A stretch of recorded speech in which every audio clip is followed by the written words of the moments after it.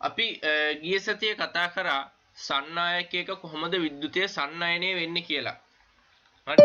සන්නායකයක කොහොමද විද්‍යුතය සන්නයනය වෙන්නේ කියලා ගිය සතියේ කතා කරා. ඒකට හේතු වෙනවා මේ සන්නායකයක තියෙන නිදහස් ඉලෙක්ට්‍රෝන. සන්නායකයක් ගත්තොත් ගොඩක් වෙලාවට බොහෝ ලෝහ සන්නායක මේ සන්නායක ලෝහවල තියෙනවා ලෝහවල පරමාණු වල වටේ ඉලෙක්ට්‍රෝන තියෙනවානේ අපි දන්නවා. පරමාණු වල වටේ කරකැමින් ඉලෙක්ට්‍රෝන තියෙනවා. මේ ඉලෙක්ට්‍රෝන ගැලවිලා මේ පරමාණු අතර නිදහසේ සැරිසරමින් තියෙනවා. අපි ඒවලට කියනවා නමක් නිදහස් ඉලෙක්ට්‍රෝන. එහෙම නැත්නම්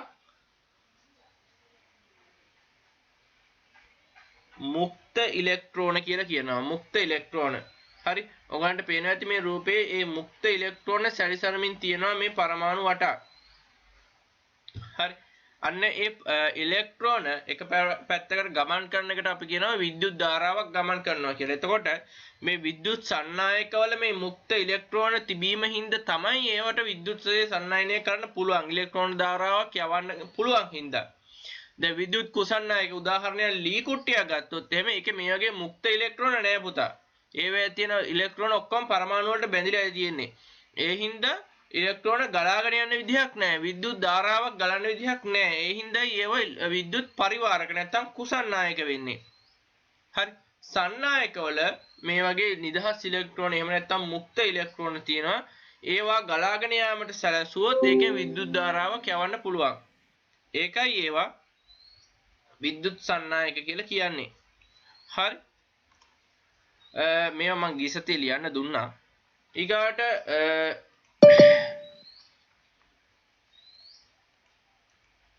අපි අද එනවා සාමාන්‍යයෙන් පරිපතයක් ගත්තොත් එහෙම බැටරියක් සම්බන්ධ කරපු නැත්නම් කෝෂයක් සම්බන්ධ කරපු පරිපතයක් ගත්තොත් එහෙම මේ පරිපතේ ධනාග්‍රයෙන් ඍණ ආරෝපණ නැත්නම් ඉලෙක්ට්‍රෝන ආකර්ෂණය කිරීමක් කරනවා. මේ තියෙන ධනාග්‍රය ධනයි ඍණයි ආරෝපණය වෙනවනේ. ඒ කියන්නේ විජාතීය ද්‍රව විජාතීය ආරෝපණ ආකර්ෂණය වෙනවා. සජාතීය ආරෝපණ විකර්ෂණය වෙනවනේ. එකම ಜಾතිය ආරෝපණ આવොත් ඒවා විකර්ෂණය වෙනවා. එකම ಜಾතිය නොවන ආරෝපණ આવොත් ඒවා ආකර්ෂණය වෙනවා. එතකොට දැන් මේකේ මේ ධනාග්‍රය ගත්තොත් එහෙම ධනාග්‍රයට ඉලෙක්ට්‍රෝන ආකර්ෂණය වෙනවා. ධනට ඍණ ආකර්ෂණය වෙනවනේ. එතකොට මේ තියෙන සන්නායක කොටසේ තියෙනවා නිදහස් ඉලෙක්ට්‍රෝන. හරි. අපි ඒකනේ සන්නායකයක් කියලා කියන්නේ නිදහස් ඉලෙක්ට්‍රෝන තියෙන හින්දානේ. අන්නේ නිදහස් ඉලෙක්ට්‍රෝන මේ කෝෂයේ ධනාග්‍රයට ආකර්ෂණය කරගන්නවා. හරි. ඒ වගේම මේ පැත්තෙන් ඍණාග්‍රයෙන් ඉලෙක්ට්‍රෝන පළවා හැරීමක් සිද්ධ කරනවා. මොකද මෙතන තියෙන ඍණාග්‍රයක් ඉලෙක්ට්‍රෝනත් ඍණ ආරෝපණය සජාතීය ආරෝපණ විකර්ෂණයක් වෙන්නේ. හරි.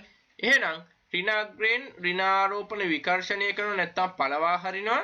ධනාග්‍රයෙන් ඍණ ආරෝපණ ආකර්ෂණය කරගන්නවා. ඒ හින්දා ඍණ ආරෝපණ මේ විදියට වටේට කරකැවෙනවා. හරි. ඉතින් ධාරාවක් ගමන් කරනවා. ඍණ ආරෝපණ ගමන් කරනවා නැත්නම් ඉලෙක්ට්‍රෝන ගමන් කරනවා කියන්නේ විද්‍යුත් ධාරාවක් ගමන් කරනවා කියන එක. අපි මේ මැදට බල්බයක් සම්බන්ධ කරොත් එහෙනම් මේ බල්බය හරහාත් මේ ඍණ ආරෝපණ නැත්නම් ඉලෙක්ට්‍රෝන ටික යනවා. ඒතකොට බල්බය හරහාත් විදුලිය යනවා. ඒතකොට බල්බය දැල් වෙනවා. හරි. ඕකයි සරල කතාව. ඉතින් මේ ඍණ ආරෝපණ ගලන දිශාව ඍණ ආරෝපණ ගලන්නේ ඍණ අග්‍රයේ ඉඳලා ධන අග්‍රයේ දිශාවට. ඒක ඔයගොල්ලන්ගේ ඔළුවේ තියෙන්න ඕනේ. ඍණ ආරෝපණ නැත්නම් ඉලෙක්ට්‍රෝන යන්නේ ඍණ වලින් විකර්ෂණය වෙලා ඍණ වලින් ගිහිල්ලා ධන වලට එන විදිහට ධන වලට ආකර්ෂණය වෙන විදිහට තමයි ඉලෙක්ට්‍රෝන යන්නේ. හැබැයි අපි විද්‍යුත් ධාරාවක් යනවා කියලා සලකන්නේ ඔගේ අනිත් පැත්තට. හරි. සම්මත විදිහට විද්‍යුත් ධාරාවක් යනවා කියලා කියන්නේ ධනාග්‍රයේ ඉඳලා ඍණ අග්‍රයට විද්‍යුත් ධාරාවක් යනවා කියලා තමයි අපි සලකන්නේ. ඔය ටික මම ගිය සතියේ කිව්වා. හරි. ඒකට මතක තියාගන්න ධනාග්‍රයේ ඉඳලා ඍණාග්‍රයට තමයි විද්‍යුත් ධාරාව යන්නේ. ඍණාග්‍රයේ ඉඳලා ධනාග්‍රයට තමයි ඉලෙක්ට්‍රෝන ධාරාව යන්නේ. ඒතර ඇත්තටම වෙන්නේ ඍණාග්‍රයේ ඉඳලා ධනාග්‍රයට ඉලෙක්ට්‍රෝන එන එක තමයි ඇත්තටම සිද්ධ වෙන්නේ. අපි සලකනවා විද්‍යුත් ධාරාවක් ධනාග්‍රයේ සිට ඍණාග්‍රයට යනවා කියලා. නිකන් උපකල්පනය කිරීමක් විතරයි සිද්ධ කරන්නේ. හරි. විද්‍යුත් ධාරාව මයින් ඇම්පියර වලින් මේවා අපි ගිය සතියේ ලියාගත්තා. විද්‍යුත් ධාරාව මයින් ඒ උපකරණය වෙන්නේ ඇමීටරය. හරි.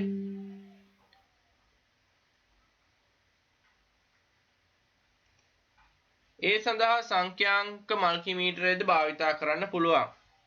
හරි, සංඛ්‍යාංක මල්ටිමීටරයත් භාවිතා කරන්න පුළුවන්. හරි.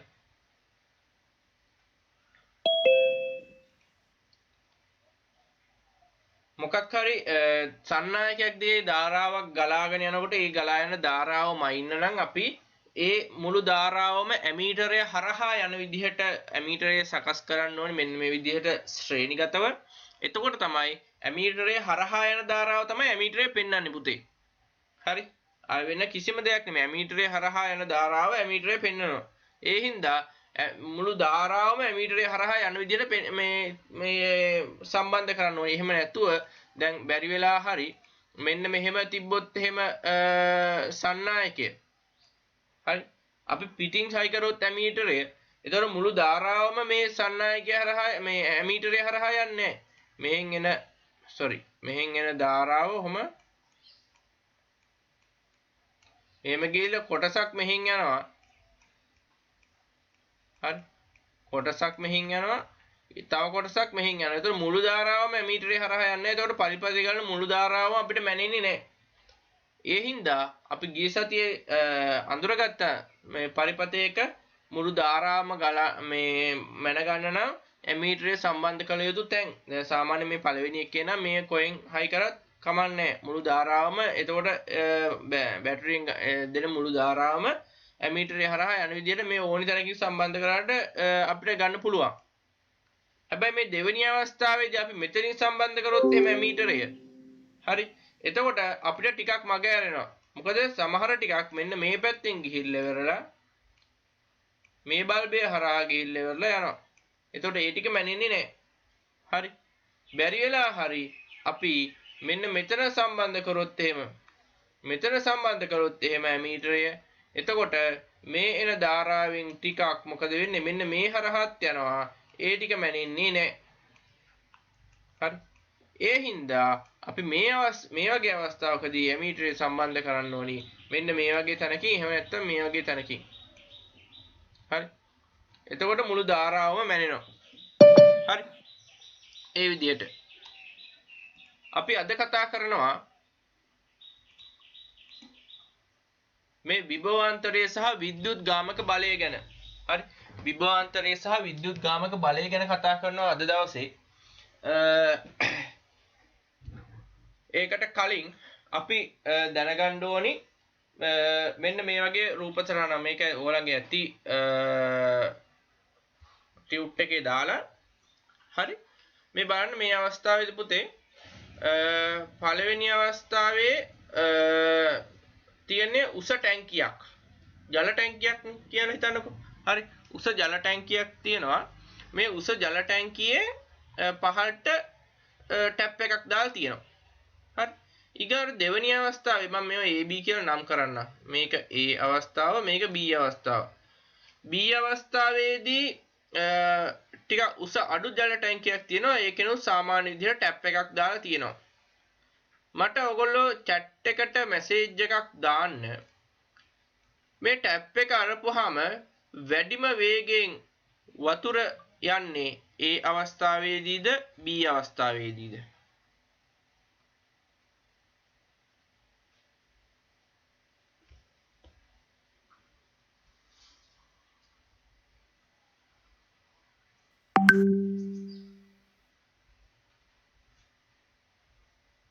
මේ ටැබ් දෙකෙන් ටැබ් ඇරියහම ටැබ් දෙකම ඇරියහම වැඩිම වේගෙන් වතුර එන්නේ A අවස්ථාවේදීද B අවස්ථාවේදීද කියලා මම අහන්නේ.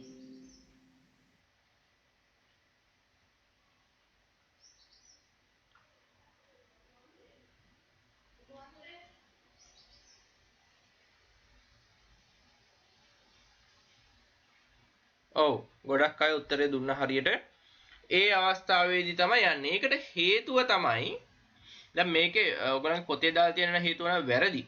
මේකට හේතුව තමයි පුතේ මේක විභව ශක්තිය. විභව ශක්තිය වෙනස. දැන් මේකේ ටැප් එක තියෙන්නේ මෙන්න මේ මට්ටමින්. වතුර මට්ටම ටැංකියේ වතුර මට්ටම තියෙන්නේ මේ මට්ටමින්. එතකොට මේ දෙක අතර මෙන්න මෙච්චරක් විතර උස පරතරයක් තියෙනවා. හරි. එතකොට අපි ගත්තොත් එහෙම නැතුව මෙහෙම පැහැදිලි කරොත් එහෙම දැන් ටැංකියේ ඉහළ වතුර මට්ටමයි පොළවයි අතර මෙච්චර උසක් තියෙනවා. ඊගාවට ටැප් එකත් පොළවයි අතර මෙච්චර උසක් තියෙනවා. හරි. මේ දෙක උස දෙක අතර වෙනස මෙන්න මෙච්චරක් තියෙනවා. හරි. දෙවෙනි අවස්ථාව ගත්තොත් එහෙම හොඳට අහගෙන ඉන්න මේක.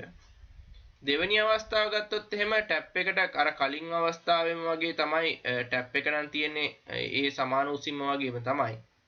හරි. හැබැයි ජල ටැංකිය තියෙන්නේ පහළින්. හරි. එතකොට පොළවේ ඉඳලා ජල ටැංකියට තියෙන උස අඩුයි. ටැප් එකට අර කලින් උසම තමයි තියෙන්නේ කියලා හිතා ගන්නවා. හරි. එතකොට මේ දෙක අතර උස වෙනස ගත්තොත් එහෙම කලින් අවස්ථාවට වඩා අඩුයි. මම ඒක පෙන්නන්නම් වෙන පාටකින් දෙකේම. උස වෙනස්කම් දෙක පෙන්නන්නම් මම කොළ පාටින්.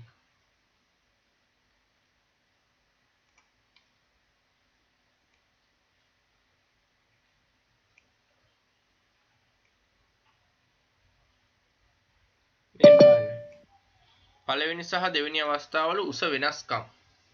හරි.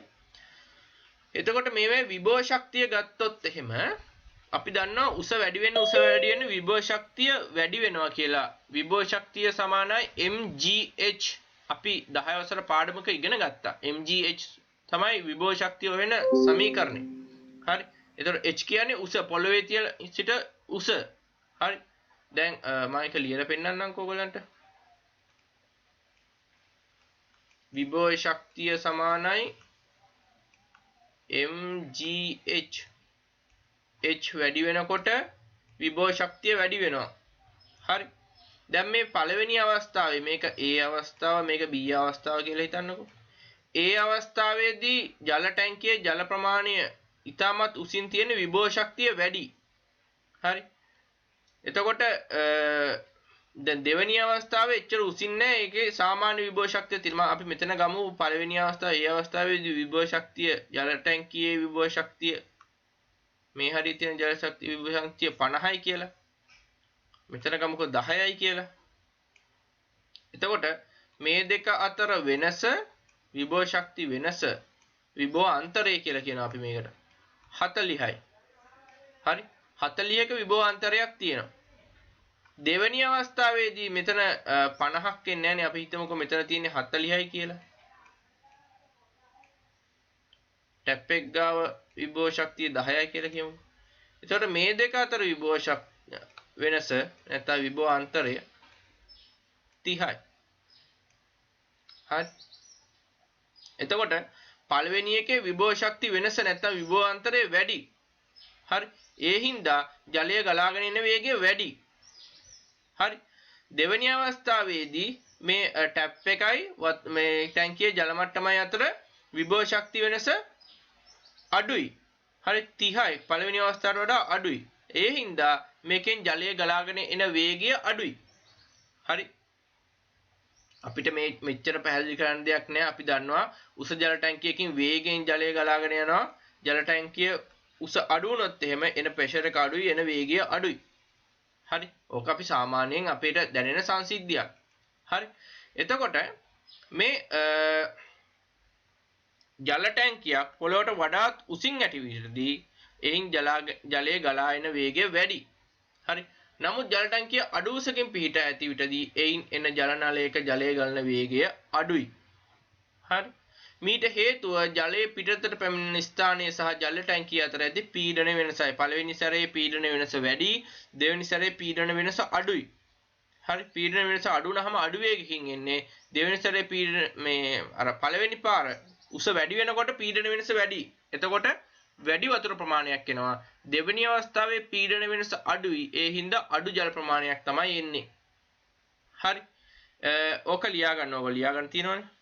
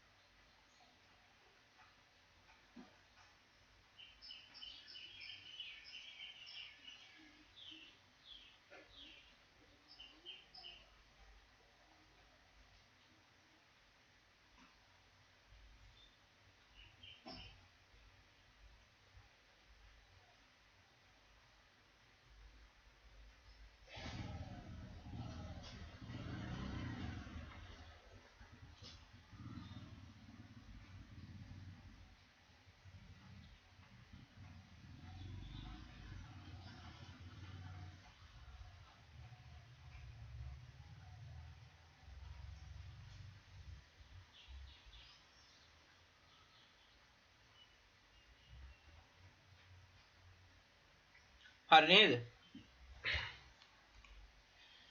වඩාත් උසින් නැති ජල ටැංකිය හා එයින් ජලය පිටතට පැමිණෙන කරාමය අතර වඩා වැඩි පීඩන වෙනසක් ඇති නිසා වේගයෙන් ජලය පිටතට එනවා.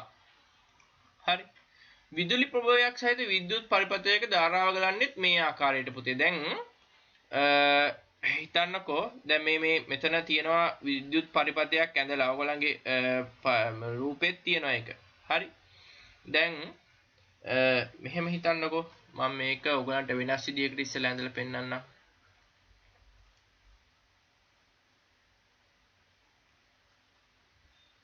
මෙහෙම සන්නායකයක් තියෙනවා.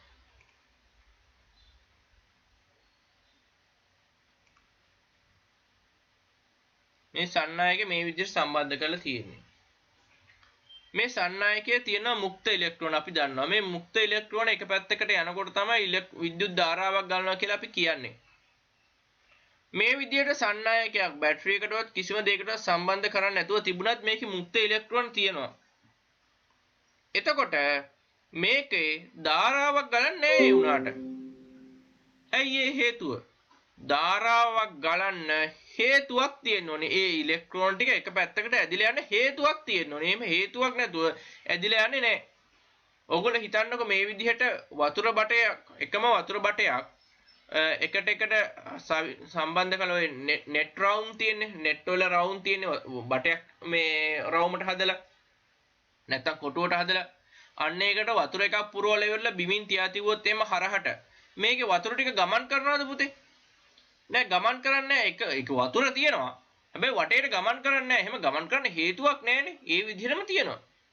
ඒ වගේ තමයි මේ සන්නායකයක් මෙහෙම එකට සම්බන්ධ කරලා කොටුවක් විදියට පරිපථයක් විදියට හදනවා කියලා වෙලා අපි හදලා ඉවරලා තියා තියුවට මේකෙන් ඉලෙක්ට්‍රෝන නිදහස් ඉලෙක්ට්‍රෝන තිබ්බත් ඒව එක පැත්තකට ගමන් කරන්නේ නෑ. ඒ කියන්නේ විදුලියක් ගමන් කරන්නේ නෑ. ඒකට හේතුව ඒගොල්ලන්ට එහෙම ගමන් කරන්න උවමනාවක් නෑ. කවුරුවත් උවමනාවක් ඇති කරලා දෙන්නෙත් නෑ. හරි. ඒ හින්දා අපි ඒ වගේ සන්නායකයක විද්‍යුත්ය ගලා යවන්න ඕනි නම් දැන් අපි හිතමුකෝ මේකට අපි බල්බ් එකක් සම්බන්ධ කරා කියලා. හරි. මෙහෙම බල්බ් එකක් සම්බන්ධ කරා කියලා කියන්නේ. ඒත් වැඩක් නැහැ. බල්බේ දැල් වෙන්නේ නැහැ. ඇයි ඒ? මේකේ මුක්ත ඉලෙක්ට්‍රෝන නැතුවද? දැන් මුක්ත ඉලෙක්ට්‍රෝන තියෙනවා. ඒ මොකක් වෙන්නේ නැද්ද? ගලාගෙන යන්නේ නැහැ. ගලාගෙන ගියොත් තමයි මේ බල්බය අස්සෙන් ඒ ඉලෙක්ට්‍රෝන ගලාගෙන ගිහලා බල්බය දැල් වෙන්නේ. දැන් මේකේ මේ මුක්ත ඉලෙක්ට්‍රෝන එක පැත්තකට ගලාගෙන යන්න හේතුවක් නැත්තම් බලයක් කවුරුවත් දෙන්නේ නැහැ. එහෙම කිසිම දෙයක් මේකට සම්බන්ධ කරලා නැහැ. ඒ ඉන්න මුක්ත ඉලෙක්ට්‍රෝන ටික ඒ විදිහටම තියෙනවා. එහෙනම් කවුරු හරි බලයක් දුන්නොත් මේක තල්ලු කරොත් මේ ඉලෙක්ට්‍රෝන ටික එක පැත්තකට තල්ලු කරොත් අන්න ඒ වෙලාවේදී ඉලෙක්ට්‍රෝන එක පැත්තකට ගමන් කරන්න පටන් ගන්නවා. ඒ වෙලාවේදී මේ බල්බය නම් දැල් වෙනවා. එතකොට ධාරාවක් ගන්නවා. ඉලෙක්ට්‍රෝන එක පැත්තකට යනවා කියන්නේ ධාරාවක් ගන්නවා කියන එකනේ. හරි. හැබැයි මේ වෙලාවේදී නම් ඒ වැඩේ වෙන්නේ නැහැ. අන්න ඒ වැඩේට අපි ගන්නවා මොකද්ද? විද්‍යුත් ප්‍රභවයක්. එහෙම නැත්නම් මේ වගේ වියලි කෝෂයක් වගේ දෙයක්. මේ වියලි කෝෂයේ තියෙන විභව වෙනසක්. හරි අර මං ජල ටැංකිය කිව්වේ ජල ටැංකියේ උඩ තැනයි යට තැනයි අතර විභව වෙනසක් තියෙනවා. ඒ හින්දා තමයි විභවය වැඩි තැන ඉඳලා විභවය අඩු තැනට ජලය එන්නේ කියලා. හරි. ඉතින් මේ බැටරියේ තියෙන විභව වෙනසක් අපි ගත්තොත් එහෙම ඇත්තටම පුතා මෙතන මේ බැටරි එක වෙන්නේ මෙන්න මෙහෙම කතන්දරයක්. මෙහෙම බැටරිය තියෙනවානේ වියලි කෝෂය කියලා ගමුකෝ අපි. හරි. වියලි කෝෂයේ තියෙනවා ධන ඍණ අග්‍ර දෙකක්. මේ ධනාග්‍රය මේ ඍණාග්‍රය. සාමාන්‍ය වියලි කෝෂයක මේ විභව වෙනස 1.5යි. ඔය වොට් 1.5 කියලා දාලා තියෙන්නේ. ඒක. හරි. ඒ කියන්නේ මෙයාගේ ඍණාග්‍රයේ විභවය 0යි ධනාග්‍රයේ විභවය 1.5යි. මේක රසායනිකව හදලා තියෙන්නේ. අපිට පේන්නේ නැහැ කොහොමද හදලා තියෙන්නේ. රසායනික ප්‍රතික්‍රියාවක් සිදු වෙන්න ඇරලා තමයි විභව වෙනස හදලා තියෙන්නේ. හරි. එතකොට මේ දෙක අතර මේ අග්‍ර දෙක අතර තියෙන විභව වෙනසක් කොච්චරද? 1.5ක වෙනසක් තියෙනවා. 0යි 1.5යි අතර වෙනස 1.5යිනේ. හරි. එතකොට ධන අග්‍රයේ විභවය වැඩි ඍණාග්‍රයේ විභවය අඩුයි. හරි. එතකොට අපි කියනවා ධනාග්‍රයේ සිට ඍණාග්‍රයට විභවය වැඩි තැන ඉඳලා විභවය අඩු තැනට විද්‍යුත් ධාරාවක් ගලාගෙන යනවා කියලා. හරි. ඔන්න ඕක තමයි වෙන්නේ. හරි මේ විභව වෙනසක් මේ පරිපතයේ විභව වෙනසක් ඇති කරලා තියෙනවා බැටරිය විසින් විභව වෙනසක් ඇති කරපුවාම ධාරාවක් ගලන්න හේතුවක් වෙනවා ඒක ධාරාව ගැලීමට හේතුවක් වෙනවා ඒ හින්දා මේ පරිපතයට මේ වගේ විභව වෙනසක් ඇති කරන්න පුළුවන් විද්‍යුත් ප්‍රභයක් දීපු ගමන් අර සන්නායකවල තියෙන මුක්ත ඉලෙක්ට්‍රෝන ටික ගමන් කරන්න පටන් ගන්නවා. ගමන් කරන්න පටන් ගන්නවා කියන්නේ විද්‍යුත් ධාරාවක් ඇති වෙනවා කියන එක. එහෙනම් මේ වගේ විද්‍යුත් ප්‍රභවයකින් මොකද්ද කරන්නේ? අර සන්නායකයේ තියෙන මුක්ත ඉලෙක්ට්‍රෝන වලට ගමන් කරන්න හේතුවක් හදලා දෙනවා. හරි? හේතුවක් හදලා දෙනවා. හේතුවක් හදලා දීපු ගමන් මොකද වෙන්නේ? ඒවා ගමන් කරනවා. හරි? හරි එතකොට ඔන්න ඔක තමයි වෙන්නේ විද්‍යුත් ප්‍රභවය අපි ජල ටැංකියට උපමා කරනවා සම්බන්ධක කම්බිය අපි ජල නල වලට උපමා කරනවා ඉලෙක්ට්‍රෝන ජාරාව ජල ධාරාවට උපමා කළොත් හරි ටැංකියේ ජලයේ වේගයෙන් ගලා යාමට හේතු වූයේ ටැංකියේත් එයින් පිටතට වෙන ස්ථානයත් අතර පීඩන වෙනස හෙවත් පීඩන අන්තරයයි විදුලි පරිපථයක ඉලෙක්ට්‍රෝන ගලා යාමට හේතු වන්නේ විද්‍යුත් ප්‍රභවයේ ඍණාග්‍රයේ සිට ධනාග්‍රයට දක්වා ඉලෙක්ට්‍රෝන තල්ලු කිරීම නිසා ඇතිවන පීඩන අන්තරයයි. හරි. අපි දන්නවා ධනාග්‍රයෙන් ඉලෙක්ට්‍රෝන ඇදලා අරන් ඍණාග්‍රයෙන් ඉලෙක්ට්‍රෝන පිට කරනවා. මෙන්න මේ පීඩන අන්තරය නැත්නම් මේ විභව අන්තරයේ හින්දා තමයි මේ සන්නායකයේ වටා සන්නායක තුලින් ඉලෙක්ට්‍රෝන ගමන් කරන්න හේතු වෙන්නේ. විද්‍යුත් ප්‍රභවයක මෙම පීඩන අන්තරයට අපි කියනවා නමක් මොකද්ද පුතා? විභව අන්තරය කියලා. විභව අන්තරය කියලා. එතකොට මේ විභව අන්තරයක් තියෙනකොට තමයි විභව වෙනසක් තියෙනකොට තමයි මේකෙන් මේ ඒකට සන්නායකයක් සම්බන්ධ කරාම සන්නායකයේ තියෙන ඉලෙක්ට්‍රෝන ටික එක පැත්තකට ගලාගෙන යන්නේ. විභව වෙනසක් නැත්තම් හරි අපි හිතමුකෝ බැහැපු බැටරියක් කියලා. බැහැපු බැටරියක දාපුවාම බල්බයක් පත් වෙන්නේ නැත්තේ ඇයි? බැහැපු බැටරියක් කියන්නේ ඒකේ වෝල්ටීයතාවයක් නැහැ. ඒ කියන්නේ විභව වෙනසක් නැහැ. දෙපැත්තෙම අග්‍ර දෙකේම විභවයන් සමාන වෙලා තියෙන්නේ. ඒතකොට විභව වෙනසක් නැහැ.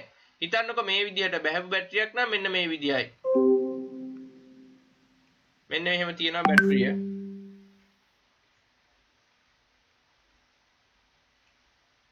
හරි. මේකේ ඍණාග්‍රේ විභවයත් බිඳුවයි ධනාග්‍රේ විභවයත් බිඳුවයි. එතකොට විභව වෙනසක් නැහැ. විභව වෙනසත් බිඳුවයි. එතකොට කොහෙන්වත් ගිහිල්ලා කොහෙන්වත් එන්න හේතුවක් නැහැ. හරි? පීඩන වෙනසක් නැහැ. හරි? එහෙම වුණාම මේකට අපි සන්නායකයක් සම්බන්ධ කරා කියලා ඉලෙක්ට්‍රෝන ධාරාවක් කොහේ ඉඳන්වත් කොහාටවත් ගලන්නේ නැහැ. නැත්නම් විද්‍යුත් ධාරාවක් කොහේ ඉඳන්වත් කොහාටවත් ගලන්නේ නැහැ. ඒ හින්දා අපි අනිවාර්යයෙන්ම සන්නායකයක තියෙන මුක්ත ඉලෙක්ට්‍රෝන ගමන් කරවන්න නම් තනකින් තනකට විභව වෙනසක් දිය යුතුමයි. හරි.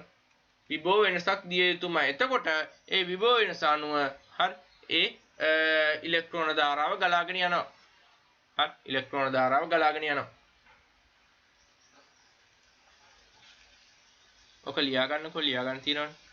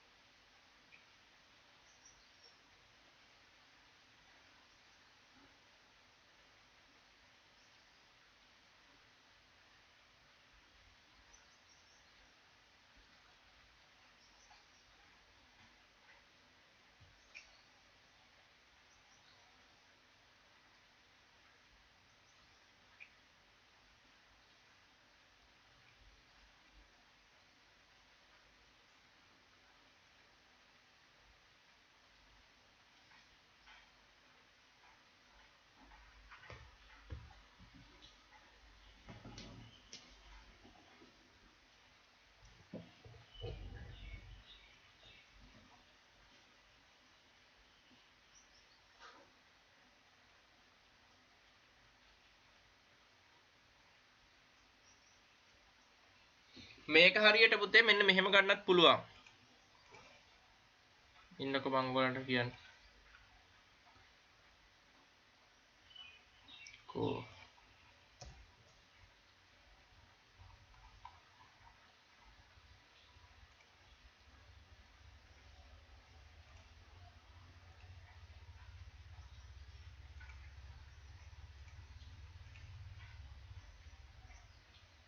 මෙන්න මෙහෙම කියන්නත් පුළුවන්. හිතන්න මෙන්න මෙහෙම ජල නලයක් තියෙනවා කියලා.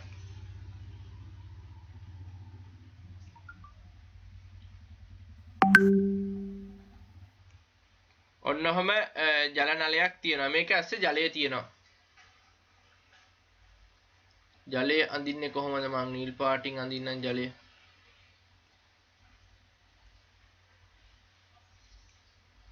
මේ ජල නලය ඇස්සේ ජලය තියෙනවා.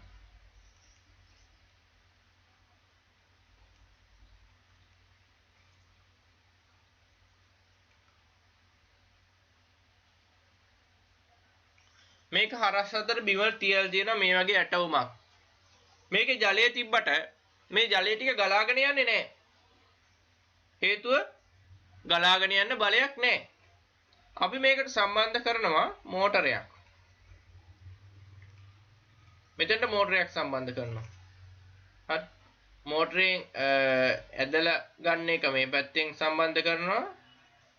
මෝටරේ තියෙන බට දෙකක්, එකකින් ඇදලා ගන්නවා, එකකින් පිට ගන්නවා. පිට කරන එක මේ පැත්තට සම්බන්ධ කරනවා. දැන් දානවා මොකක්ද මෝටරේ ස්විච් එක. දාපුවාම මෙහෙන් වතුර ටික ඇදලා ගන්නවා. හරි. මෝටරේට මෙහෙන් වතුර ටික පිට කරනවා. දැන් මේක හරහා මොකක් වෙනවද? ජල ධාරාව ගමන් කරන්න ගන්නවා. ඔය වගේ වැඩක්ම තමයි අර බැටරියක් සම්බන්ධ කරපුවාම සන්නායකයටත් වෙන්නේ. බැටරියෙන් එක පැත්තකින් ඉලෙක්ට්‍රෝන ඇදලා ගන්නවා, අනිත් පැත්තෙන් ඉලෙක්ට්‍රෝන පිට කරනවා. එතකොට මොකද වෙන්නේ? සන්නායකය හරහා විදුලිය ගමන් කරනවා. හරි. සන්නායකය හරහා විදුලිය ගමන් කරනවා. හරි. එතකොට මේ විභව අන්තරය මේ කෝෂයක හරිය කුමන හෝ ස්ථානයක විභව වෙනස නැත්නම් විභව අන්තරය මැනීම සඳහා භාවිතා කරන ඒකකය තමයි වෝල්ට් කියලා කියන්නේ. වෝල්ට්. වෝල්ට් වලින් කියන්නේ විභව වෙනස කොච්චරක්ද කියන එක. හරි.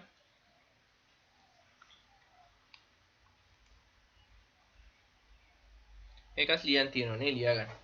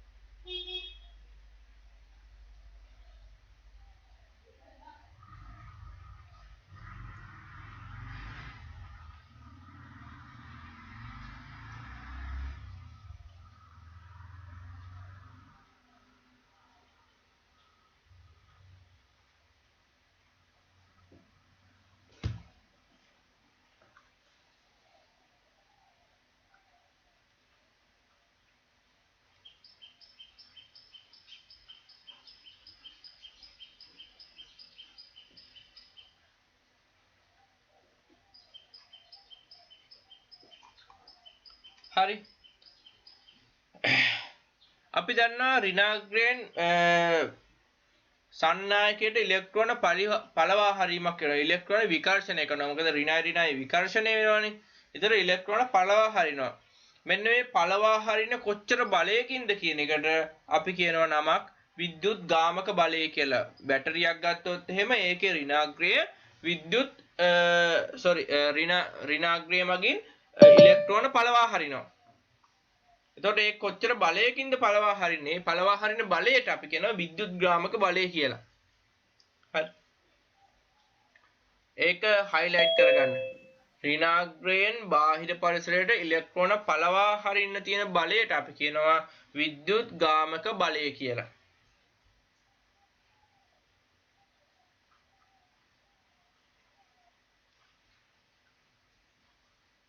නැත්තම් ඍණාග්‍රයෙන් ඉලෙක්ට්‍රෝන පළවා හරින්නට තියෙන හැකියාව.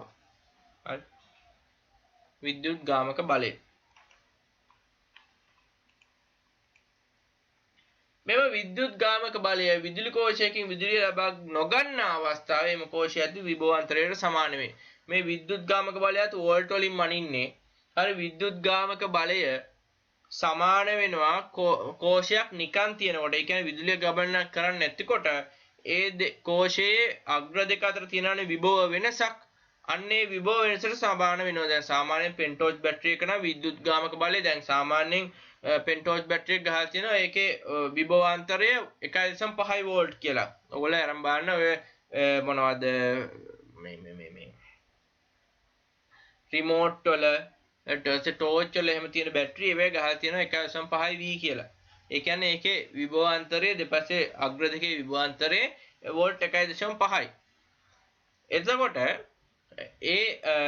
ඒකෙන් කරන්ට් එක ලබා ගන්නේ නැති අවස්ථාවේදී ඒක සර්කිට් එකට සම්බන්ධ කරලා නැතුව නිදහසේ තියෙන අවස්ථාවේදී යන්නේ මේ විභවාන්තරය සමාන වෙනවා කෝෂයේ විද්‍යුත් ගාමක බලයට. ඒ කියන්නේ ඍණාග්‍රයෙන් මේ ඉලෙක්ට්‍රෝන තල්ලු කරන්න පුළුවන් බලයට සමාන වෙනවා විද්‍යුතය ලබා නොගන්න අවස්ථාවේදී කෝෂයේ විභවාන්තරය.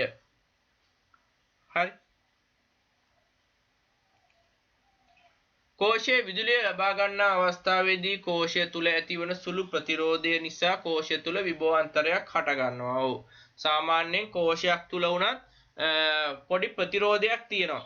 හරි ඒකේ කාබන් කූරක්නේ තියෙන්නේ.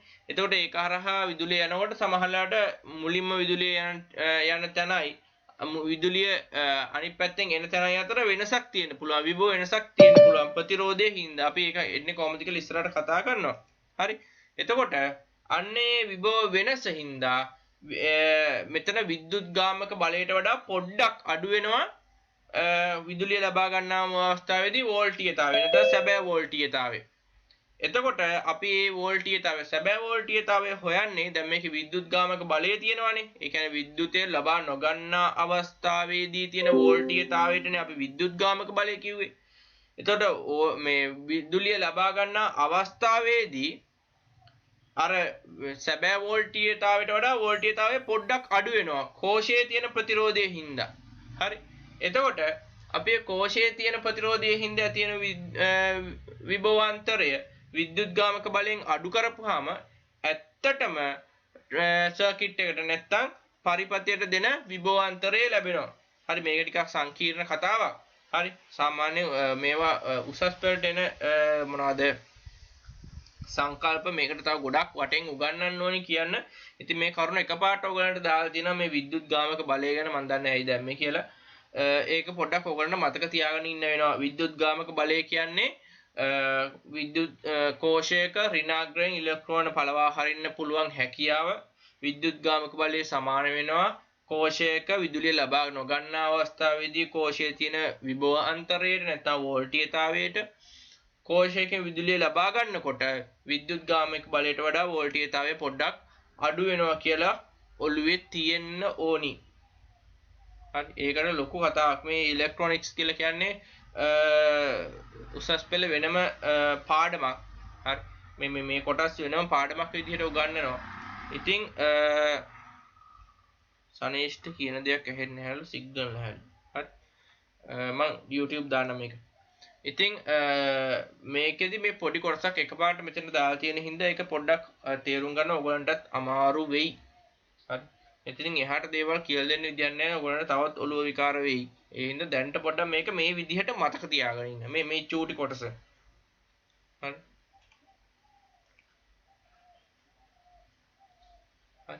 මේ විදුලිය ලබා දෙන අවස්ථාවේදී කෝෂ දෙපස තියෙන විභවාන්තරයට අපි කියනවා වෝල්ටීයතාවය කියලා. ලියාගන්නේ. මේ කොටස පොඩ්ඩක් සංකීර්ණයි.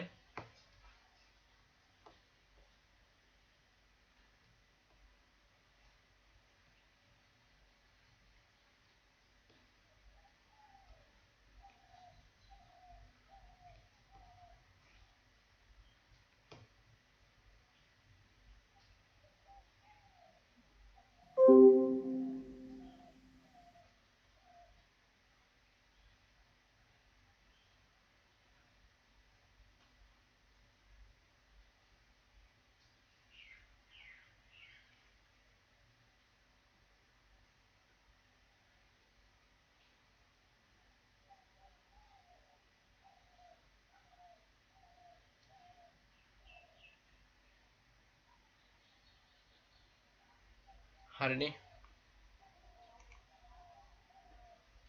වෝල්ටීයතාවය හෙවත් විභවාන්තරය මනීම සඳහා වෝල්ට් මීටරය නැත්නම් සංඛ්‍යාක මල්ටිමීටරය භාවිතා කරන්න පුළුවන්.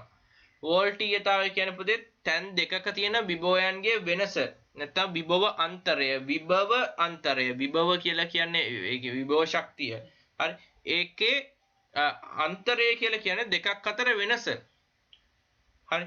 දැන් අපි ගත්තොත් එහෙම ලකුණු අතර අන්තරය දැන් විද්‍යාව සහ ගණන් ලකුණු අතර අන්තරය අපි කියමු විද්‍යාවට ලකුණු 90යි ගණන් වලට ලකුණු 80යි කියලා. එතකොට මේ ලකුණු අතර අන්තරය 10යි. 90යි 80යි අතර අන්තරය 10යිනේ. හරි. ඒ කියන්නේ වෙනස. එතකොට විභව අන්තරය කියලා කියන්නේ විභවයේ කියන්නේ ලක්ෂ දෙකක් අතර වෙනස තමයි අපි මේකෙන් බලන්නේ. විභව අන්තරය කියන එකෙන් බලන්නේ. හරි. විභවයන්ගේ වෙනස. එහෙම වෙනසක් තිබ්බොත් විතරයි සන්නායකයකින් ධාරාවක් නැත්නම් ඉලෙක්ට්‍රෝන ටිකක් ගලන්නේ. වෙනසක් නැත්නම් ගලන්නේ නැහැ. නිකන් හරියට අර රවුමට හදපු වතුර බටයක් වතුර පුරවලා නිකන් තියා තියනවා වගේ. වෙනසක් නැහැනේ. හරි. විභව වෙනසක් නැහැ. ඒක ඒ විදිහටම වතුර ටික තියෙනවා. අපි මෝටරයක් දැම්මොත් එහෙම අන්න විභව වෙනසක් ඇති වෙනවා. නැත්නම් පීඩන වෙනසක් ඇති වෙනවා. එතකොට වතුර ටික වටේ ගලන්න පටන් ගන්නවා. ඒ වගේ තමයි මේ බැටරියක් දාපුවාම සන්නායකයකට වෙන්නේ. විභව වෙනසක් ඇති කරනවා. එතකොට ඉලෙක්ට්‍රෝන ටික ගලන්න පටන් ගන්නවා. මේ සඳහා සංඛ්‍යාංක මල්ටිමීටරයද භාවිතා කර හැකියි කියලා ලියන්න තියෙනවානේ.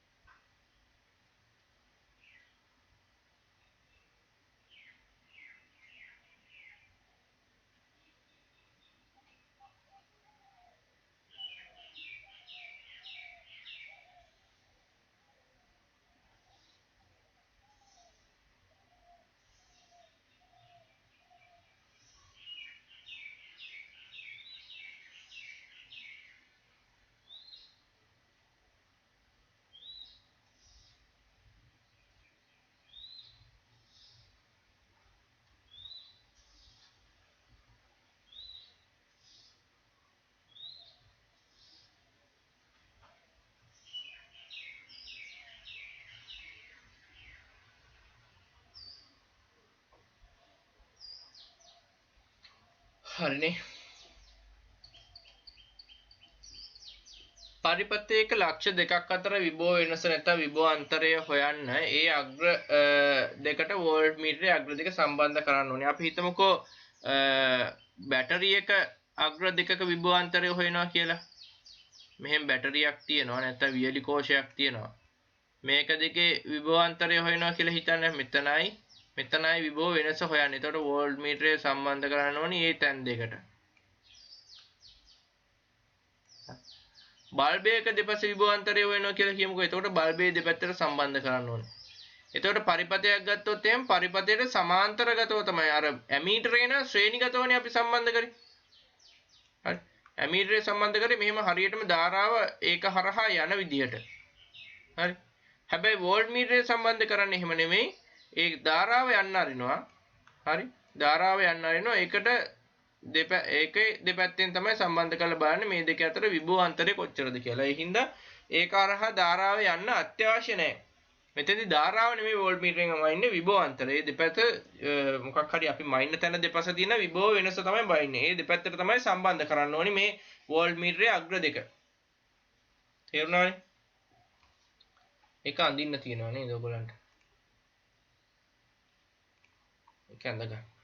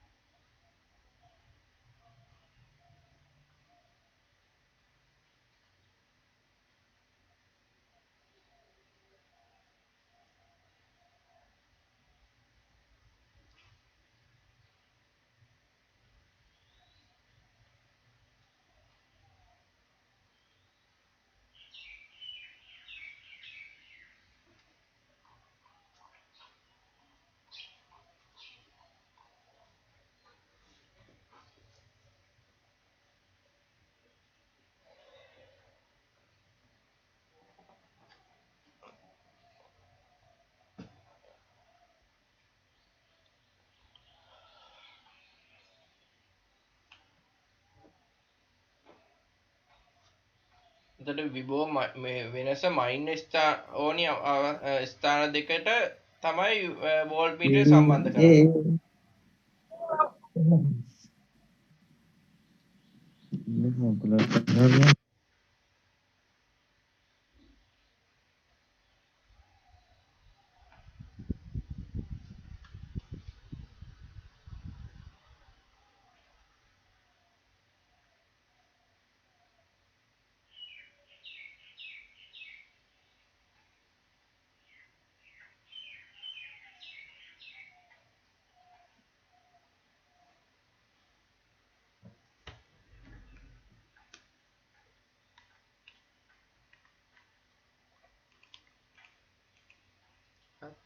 අපිට තියෙනවා දැන් පරීක්ෂණයක් කරන්න. මේ ඇත්තටම මේ විභව වෙනස බලපානවද ධාරාවක් ගලන්න පරිපථයකින් කියලා බලන්න. හරි. මේකට ඕනි වියලි කෝෂ දෙකක්, බැටරි දෙකක්. හරි. සන්නායක කම්බිය කියන්නේ වයර් ඕනි. ඊගාවට වෝල්ට් මීටරයකුයි ඇමීටරයකුයි ඕනි. බල්බයක් ඕනි. බල්බේ අපි භාවිතා කරන්නේ මෙතෙන්දී සන්නායකයෙන් ධාරාවක් යනවාද කියලා බලන්න. මොකද බල්බය සම්බන්ධ කරොත් සන්නායකයෙන් ධාරාවක් යනවා නම් අනිවාර්යෙන් බල්බය හරහත් ඒ ධාරාව යනවා. එතකොට බල්බේ මොකද වෙන්නේ? දැල් වෙනවා. සන්නායකයකින් ධාරාවක් යනවාද කියලා නැත්තම් හොයාගන්න අමාරුයි අපිට. හරි. ඔයගොල්ලන්ගේ ඔය රූප තුනක් දීලා තියෙනවා. හරි. බලන්න ඊගාව පිටුවේ කියන්නේ 6 පිටුවේ රූප තුනක් දීලා තියෙනවා. බලන්න ඒවා වෙනස්කම් මොනවද කියලා එක අවස්ථාව, දෙක අවස්ථාව, තුන අවස්ථාවදී මේවා එකම වෙනස තියෙන්නේ මේ බැටරි සම්බන්ධ කරලා තියෙන ආකාර, පරිපථයට බැටරි සම්බන්ධ කරලා තියෙන ආකාර වෙනස්. හරි. ඒ හින්දා ඒ අනුව තමයි මෙතන අවස්ථා තුනක් හදලා තියෙන්නේ. හරි. ඊට පස්සේ මේකේ අපිට කියනවා බල්බේ දැල් වෙනවද? ඊට පස්සේ වෝල්ට් මීටර් පාඨාංකය කීයද? ඇමීටර් පාඨාංකය කීයද කියලා අදහසක් ගන්න කියලා කියනවා. හරි. මෙතෙන්දි පුතේ පළවෙනි අවස්ථාව මේ තියෙන්නේ. හරි. මේකේ මේ රූපයේ මේ වම් පැත්තේ දාලා තියෙනවා. ඊට වඩා පැහැදිලි පරිපථ සංකේතය. ඒ හින්දා ඒක මම දෙවෙනි පැත්තේ දාලා තියෙනවා. දැන් මේකේ බලන්න ධාරාවක් ගලයිද කියලා බලන්න. මේ පැත්තෙනුත් ඉලෙක්ට්‍රෝන ඇදලා ගන්න හදනවා. ධනාග්‍රේනේ තියෙන පරිපථයට සම්බන්ධ වෙලා තියෙන මේ පැත්තෙන් ධනාග්‍රය. මේ පැත්තෙනුත් ඉලෙක්ට්‍රෝන ඇදලා ගන්න හදනවා. එකම ප්‍රමාණයේ බලයන් වලින් ඇදලා ගන්න හදනවා. හරි. මට chat එකට දාන්න මේ වෙලාවේදී පරිපථය හරහා ධාරාවක් ගලයිද පරිපථය හරහා ධාරාවක් ගලන්නේ නැද්ද?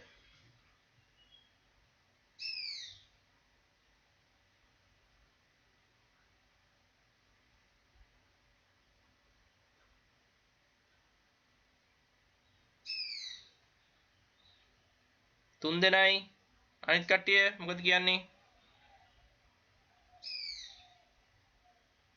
4යි 5යි 6යි 7යි 8යි 9යි 10 එක්කෙනෙක් කියනවා ගලනවා කියලා.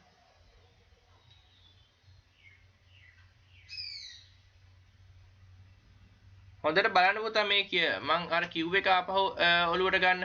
මම කිව්වේ දැන් මෙතන මේ බැටරිය සම්බන්ධ කරලා තියෙන විදිය. හරිද? මේ පැත්තෙනුත් ඉලෙක්ට්‍රෝන ඇදලා ගන්න හදන්නේ. මේ පැත්තෙනුත් ඉලෙක්ට්‍රෝන ඇදලා ගන්න හදන්නේ. කොහෙන්වත් පිට කරන්න හදන්නේ නැහැ. හරි. දැන් සන්නායකයක් සාමාන්‍යයෙන් තියෙනකොට හරි. සන්නායකයක් තියෙනකොට මේකට අපි බැටරියක් සම්බන්ධ කරොත් එක බැටරියක් සම්බන්ධ කරොත් එක පැත්තකින් ඇදලා ගන්නවා අනිත් පැත්තෙන් පිට කරනවා. එතකොට තමයි මේ මුක්ත ඉලෙක්ට්‍රෝන එක පැත්තකට ගමන් කරන්න පටන් ගන්නෙ. අනිවාර්යෙන් එක පැත්තකින් ඇදලා අරන් එක පැත්තකට පිට කරන්න ඕනේ. හරි. දැන් මේ අවස්ථාවේදී නේ මොකද්ද? දෙපැත්තෙම හරි. දෙපැත්තෙම බැටරි පැත්තට ඇදලා ගන්නයි හදන්නේ. ওই පැත්තෙන්වත් පිට කරන්න පැත්තක් නැහැ. ඒ හින්දා මේ මුක්ත ඉලෙක්ට්‍රෝන වලට හිතා ගන්න බෑ හොල්මන් වෙලා ඉන්නේ කොයි පැත්තටද යන්නේ කියලා. මේ වෙලාවේ මොකද වෙන්නේ? කොයි පැත්තකටවත් යන්නේ නැහැ. හරි. කොයි පැත්තකටවත් යන්නේ නැහැ. ඒ හින්දා ධාරාවක් ගලන්නේ නැහැ. හරි. ධාරාවක් ගලන්නේ නැත්නම් ඇමීටර් පාඨාංකය කීයක් වෙයිද?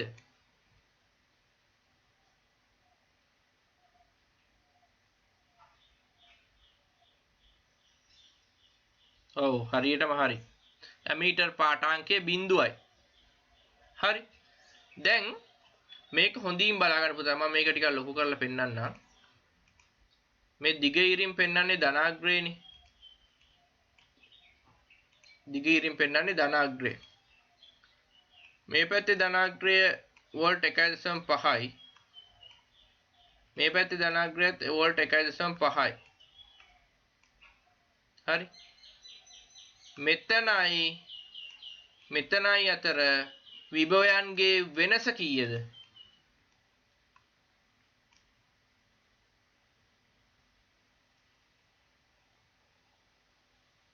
සුද්ධ සිංහලෙන් අහනවා නම් 1.5 1.5 අතර වෙනස කීයද කියලා අහන්නේ.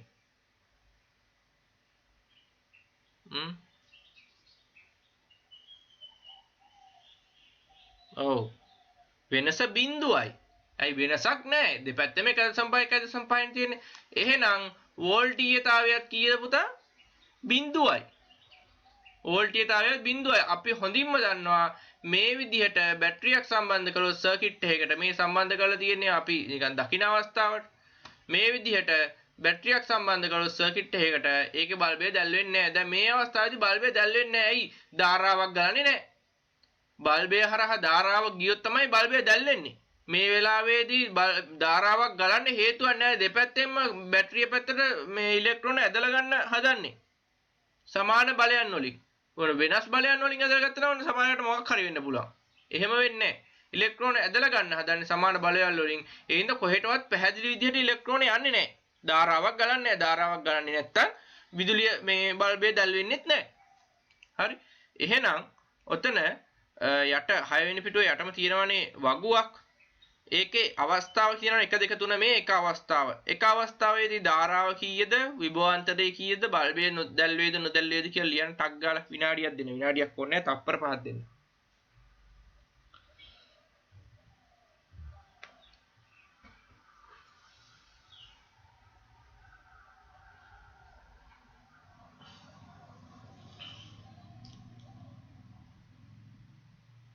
මොනවද දෙන්න ඕනි? ධාරාව 0යි ඇම්පියර් 0යි A විභවාන්තරය 0යි V බල්බය නොදැල් වේ. බල්බය නොදැල් වේ. එහෙම තමයි එන්න ඕනේ.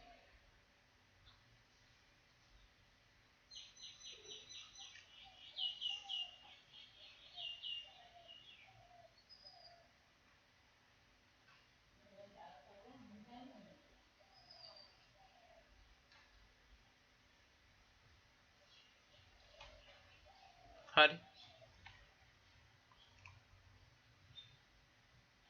මෙම අවස්ථාවේදී කෝෂ දෙකේ ධනාග්‍ර දෙක බල්බයේ අග්‍ර දෙකට සම්බන්ධ කර ඇත. මෙහිදී කෝෂයේ අග්‍ර දෙක අතර විභව වෙනසක් විභව අන්තරයක් නැත. ඒ නිසා මේ බල්බය හරහා ධාරාවක් ගමන් නොකරයි. ඒ නිසා වෝල්ට් මීටරයේ සහ මීටරයේ උත්ක්‍රමණයක් දැකිය නොහැක. ඒ නිසා බල්බය නොදැල්ලේ. ස්ථාන සම්පූර්ණ කරගන්න. එතකොට මෙහෙම පරිපතයක් දීලා මේකේ ඔයගොල්ලන්ගෙන් ප්‍රශ්න අහන්න පුළුවන් මේ වෙලාවේ බල්බය දැල් වෙනවද? නෑ බල්බය දැල් වෙන්නේ නෑ. ඇයි බල්බය දැල් වෙන්නේ නැත්තේ? බල්බය දැල් වෙන්නේ නැත්තේ මේ පරිපතයට විභවාන්තරයක් සැපෙන්නේ නෑ. මේ කෝෂ දෙක අතර විභව වෙනසක් නෑ. ඒ හින්දා බල්බය ධාරාවක් ගමන් කරන්නේ නෑ. ධාරාවක් ගමන් කරන්නේ නැති හින්දා බල්බය දැල් වෙන්නේ නෑ.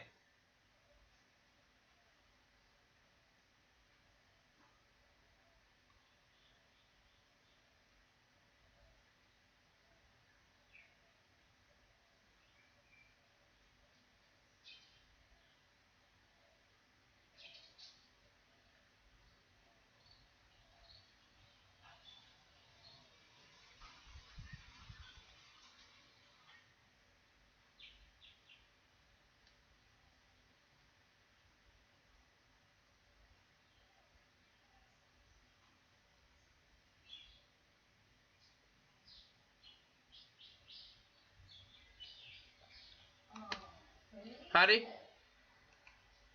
දෙවැනි අවස්ථාව මේ තියෙන්නේ හරි මේ අවස්ථාවේදී පරිපථයට සම්බන්ධ වෙලා තියෙන්නේ බැටරි දෙකේ ඍණාග්‍ර මේ පේනවද ඍණාග්‍ර මේ වෙලාවේදී මේ පැත්තෙන් ඉලෙක්ට්‍රෝන පිට කරන්න දඟලනවා මේ පැත්තෙනුත් ඉලෙක්ට්‍රෝන පිට කරන්න දඟලනවා පරිපථයට හරි මේ අවස්ථාවේදී පරිපථය හරහා ඉලෙක්ට්‍රෝන ධාරාවක් නැත්නම් විද්‍යුත් ධාරාවක් ගමන් කරයිද නැද්ද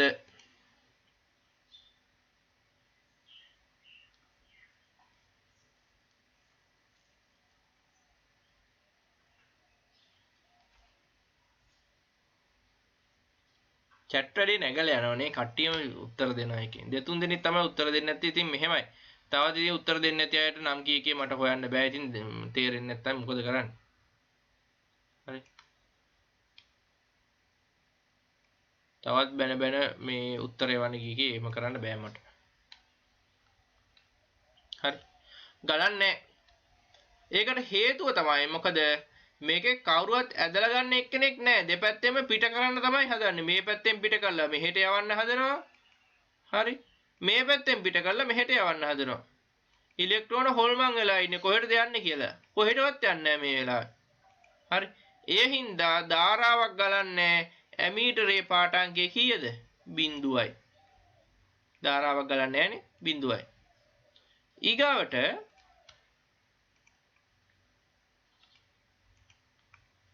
දැන් බලන්න මේක මම මේ ලොකු කරලා පෙන්නනවා ඔයගලන්ට හරි මෙතන අපි දන්නවා කෝෂයක ඍණාග්‍රේ විභවය 0යි මෙතනත් එහෙනම් ඍණාග්‍රේ විභවය 0 වෙන්න එපා මේ දෙපස විභවාන්තරයේ මැන්නොත් එහෙම විභවාන්තරය කීයද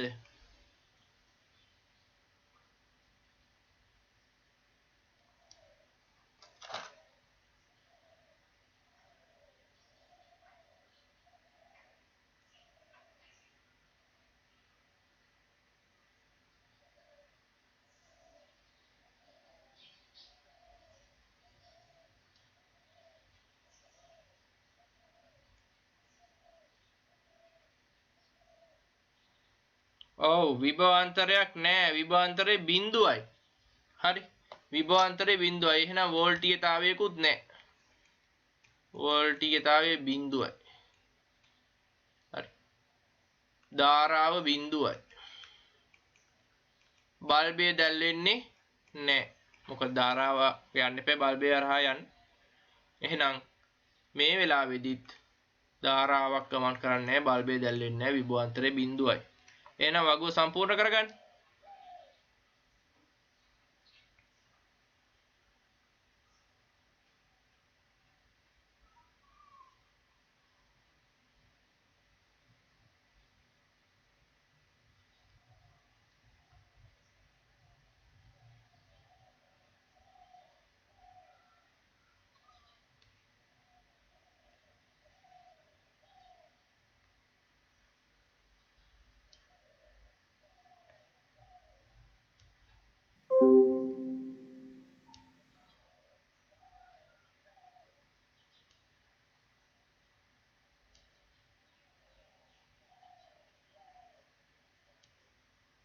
අද ගයනේ නෑ පන්තියනේ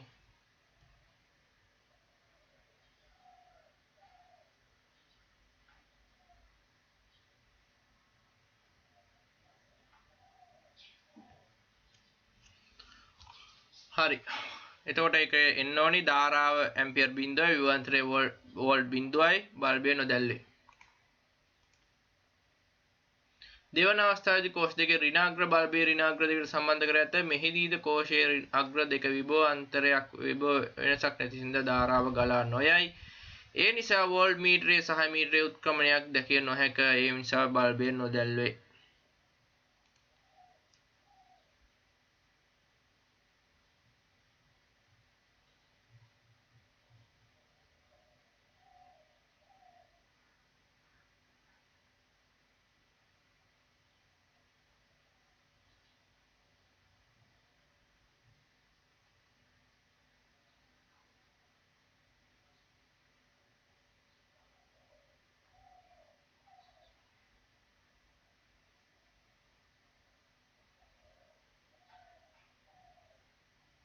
හරිනේ.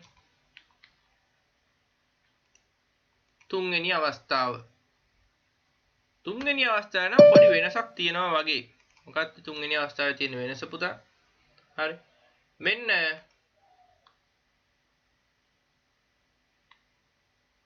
තුන්වෙනි අවස්ථාව ගත්තොත් මෙන්න ඉලෙක්ට්‍රෝන මෙහෙන් ඇදලා ගන්නවා. මෙන්න ඉලෙක්ට්‍රෝන මෙහෙන් පිට කරනවා. ඒ පාර නම් හරි වගේ නේද? මෙහෙන් යනවා. මෙහෙම යනවා. ඔව්. දැන් යනවා. දැන් ගමන් කරනවා. ඇයි ඒ? දැන් අවුලක් නැහැ. දැන් විභව වෙනසක් තියෙනවා. ඇදලා ගන්න එක්කනයි පිට කරන්න එක්කනයි ඉන්නවා. පීඩන වෙනසක් තියෙනවා. හරි. එහෙනම් විදුලිය ගමන් කරනවා. හරි. මේ අවස්ථාවේදී ධාරාව බිඳුව නොවේ. හරි. බිඳුව නොවේ. ඇම්පියර් ධනාගයක් අපිට කීයක්ද කියලා හරියටම කියන්න බෑ. ධනාගයක් ගන්නවා. හරි. ඊට පස්සේ විභවාන්තරය. හරි. මෙතන 1.5යි මෙතන බිඳුවයි. විභවාන්තරයක් තියනවද නැද්ද ළමයි? විභවාන්තරයක් තියෙනවා. හරි. එහෙනම් වෝල්ට් මීටරයත් බිඳුවයි වී පෙන්වන්නේ නැහැ. හරි. දැන් මෙතන 1.5 බැටරි දෙකක් සම්බන්ධ කරලා තියෙන හින්දා මෙතන වෝල්ට් 3ක්ම පෙන්වනවා. 1.5 දෙකක්. හරි. ඒ හින්දා විභවාන්තරය එනවා වෝල්ට් 3යි. හරි.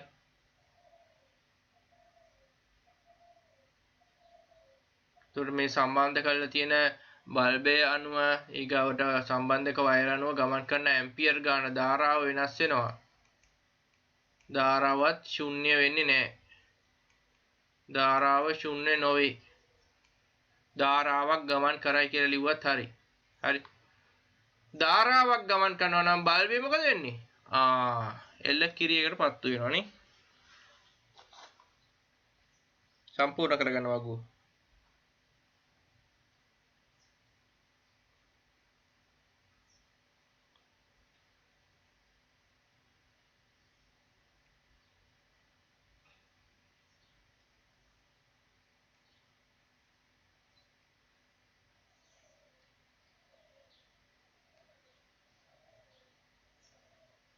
එහෙනම් ඔන්න ඔය විදිහට විභව වෙනසක් ඇති වෙන විදිහට අපි නැත්තම් බැටරිය තිබ්බත් වැඩක් නැහැ විභව වෙනසක් වෙන විදිහට අපි සම්බන්ධ කරලා තිබ්බේ නැත්තම්.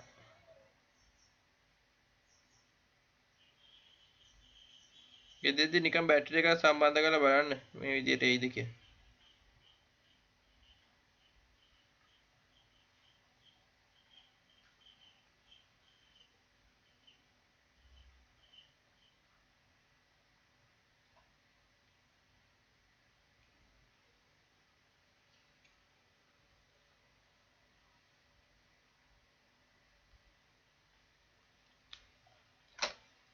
හරිනේ. තෙවන අවස්ථාවේදී කෝෂ දෙක එකිනෙක අතර එකිනෙකට සම්බන්ධ කොට කෝෂ දෙකේ ධනාග්‍රය සහ ඍණාග්‍රය බල්බයේ අග්‍ර දෙකට සම්බන්ධ කර ඇත. මේ විට කෝෂය දෙපස විභවාන්තරයක් හටගන්නා අතර ධාරාවක් ගමන් කරයි. ඒ විට බල්බය දැල් වෙනවා.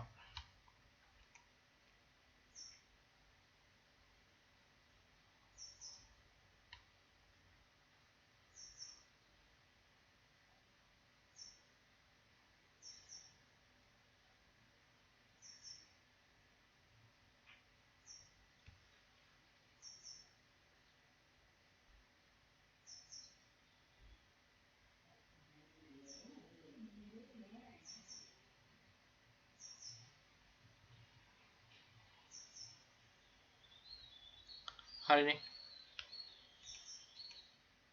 මේ තියෙන වගුව මේ පරීක්ෂණයෙන් පෙනී යන්නේ සන්නායකයක් තුලින් ධාරාවක් ගලා යාමට එම සන්නායකයේ දෙකළවල විභවාන්තරයක් තිබීම අත්‍යවශ්‍ය බවයි. බලන්න පුතේ විභවාන්තරයක් තිබ්බේ නැත්නම් සන්නායකයක ධාරාවක් නැත්නම් ඉලෙක්ට්‍රෝන ප්‍රවාහයක් ගලාගෙන යන්නේ නැහැ. ඒ කියන්නේ ඉලෙක්ට්‍රෝන නැතුවද? නැහැ. ඉලෙක්ට්‍රෝන තියෙනවා සන්නායකයේ. යන්න හේතුවක් නැහැ. විභව වෙනසක් නැත්නම් පීඩන වෙනසක් නැහැ. ඇදලා ගන්න කෙනෙක් පිට කරන්න කෙනෙක් නැහැ. එහෙම වුණාම ධාරාව ගලන්නේ නැහැ. නැත්නම් විදුලි ඉලෙක්ට්‍රෝන ගලන්නේ නැහැ. හරි. විභවාන්තරයක් තියෙන්න ඕනි. විභව වෙනසක් තියෙන්නම ඕනි. හරි.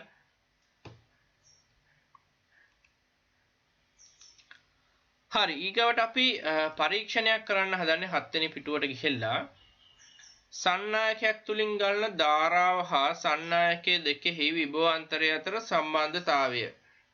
හරි මේ ධාරාවයි විභවාන්තරය අතර තියෙන සම්බන්ධතාවයක්.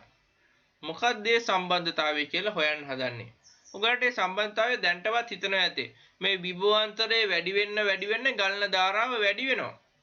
හරි අපි දන්නා අර උස ටැංකිය උස වැඩි වෙන මේ වතුර එන වේගය හා ප්‍රමාණය වැඩි වෙනවා. විභවාන්තරය වැඩි. ඒ වගේ තමයි මේ මෙතෙන්දී බැටරි එක නැත්තම් ඒ වගේ අපි සපයන විභවාන්තරය වැඩි වෙන්න ගලන ඉලෙක්ට්‍රෝන ප්‍රමාණයත් වැඩි වෙනවා. හරි. ඉතින් අපි ඒක බලන්න හදන්නේ මේකේ අපිට තියනවා ගන්න නික්‍රෝම් කම්බි දඟරයක්. නික්‍රෝම් කියන්නේ ප්‍රතිරෝධීතාවය වැඩි කම්බියක්. හරි. ඇමීටර් එකකුයි වෝල්ට්මීටර් එකකුයි ධාරා නියාමකයක් තමයි ඔය රූපේ දැක්වෙන්නේ. හරි. මේ සැරේ ඔයගලන්ට දීපු ෆොටෝ වල පොඩි අවුලක් තියෙනවා. මම ඒක එඩිට් කරනකොට white background එක වෙනුවට black background එකක් ඇවිල්ලා. ඒක මම දැක්කේ නෑ. මම PDF එක print එකට යවනකොට ඒක ඒ විදිහටම වැදිලා. ඔය ඉස්සරහට තියෙන පින්තූර ටිකක් මේ සැරේ පොඩ්ඩක් සවුත්ව ඇති. ඊට අමතරව මේ print ඒගොල්ලන්ගේ මේ මගේ printer එක කොහොමද කැඩලා තියෙන්නේ. ඒගොල්ලන්ගේ printerේ මේ ටෝන කුඩු එක මාරු වෙලා පොඩි අංජබජල් තත්ත්වයක් ඇති වෙලා තියෙනවා. ඒ හින්දා තමයි පොඩ්ඩක් අවුල් ගිහිල්ලා තියෙන මේ සැරේ ටියුට් ටික බලමු ලබන මාසෙ වෙනකොට ඒක ඒගොල්ලෝ හදාගනි. හරි.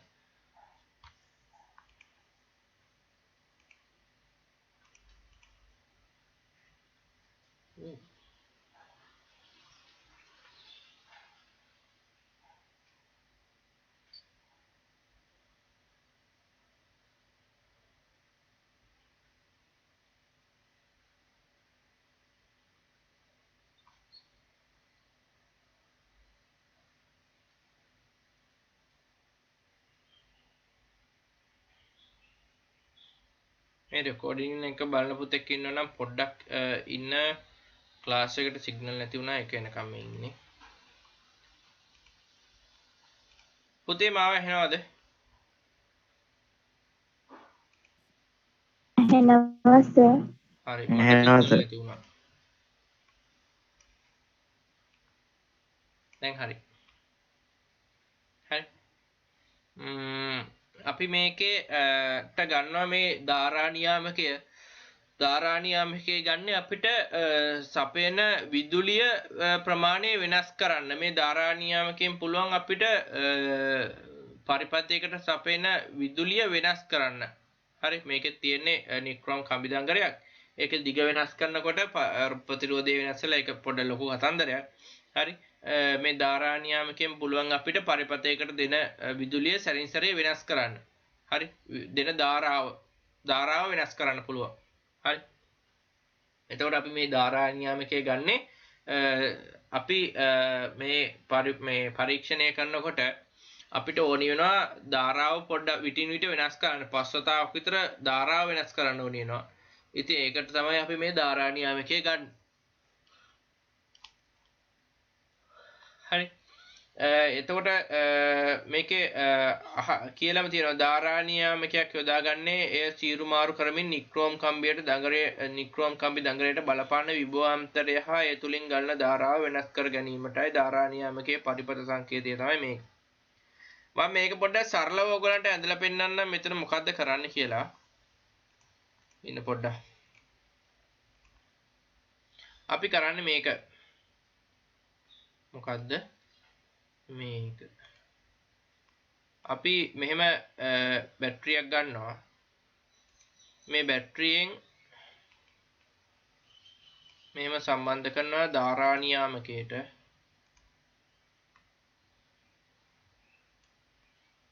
ධාරා නියාමකයෙන්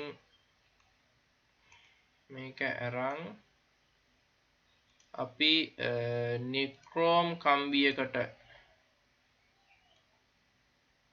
මේ තියෙන නික්‍රෝම් කම්බියකට සවි කරගන්නවා මේක.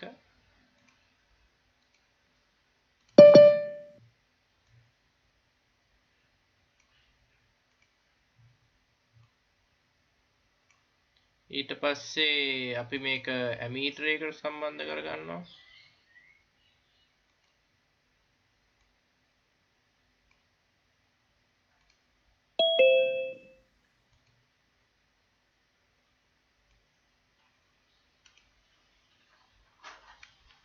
ඊට පස්සේ අපි මේකට වෝල්ට් මීටර් එකකුත් සම්බන්ධ කරනවා මේ නික්‍රෝම් කම්බිය දෙපැත්තට.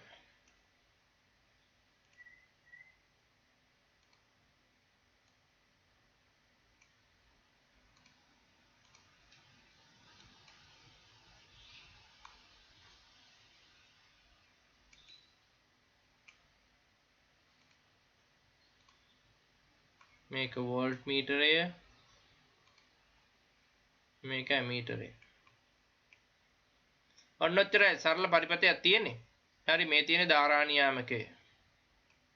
මම කව ධාරා නියාමකය ගන්නෙ මොකටද කියලා. ධාරා නියාමකය ගන්නෙ විවිධ ධාරාවන් කීපයක් ලබා ගන්න. මේකෙන් අපිට සීරු මාරු කරලා ධාරාව වෙනස් කරගන්න පුළුවන්. දැන් මේ වියලි කෝෂයෙන් යම්කිසි ධාරාවක් වෙනවනේ ඉලෙක්ට්‍රෝන ධාරාවක්.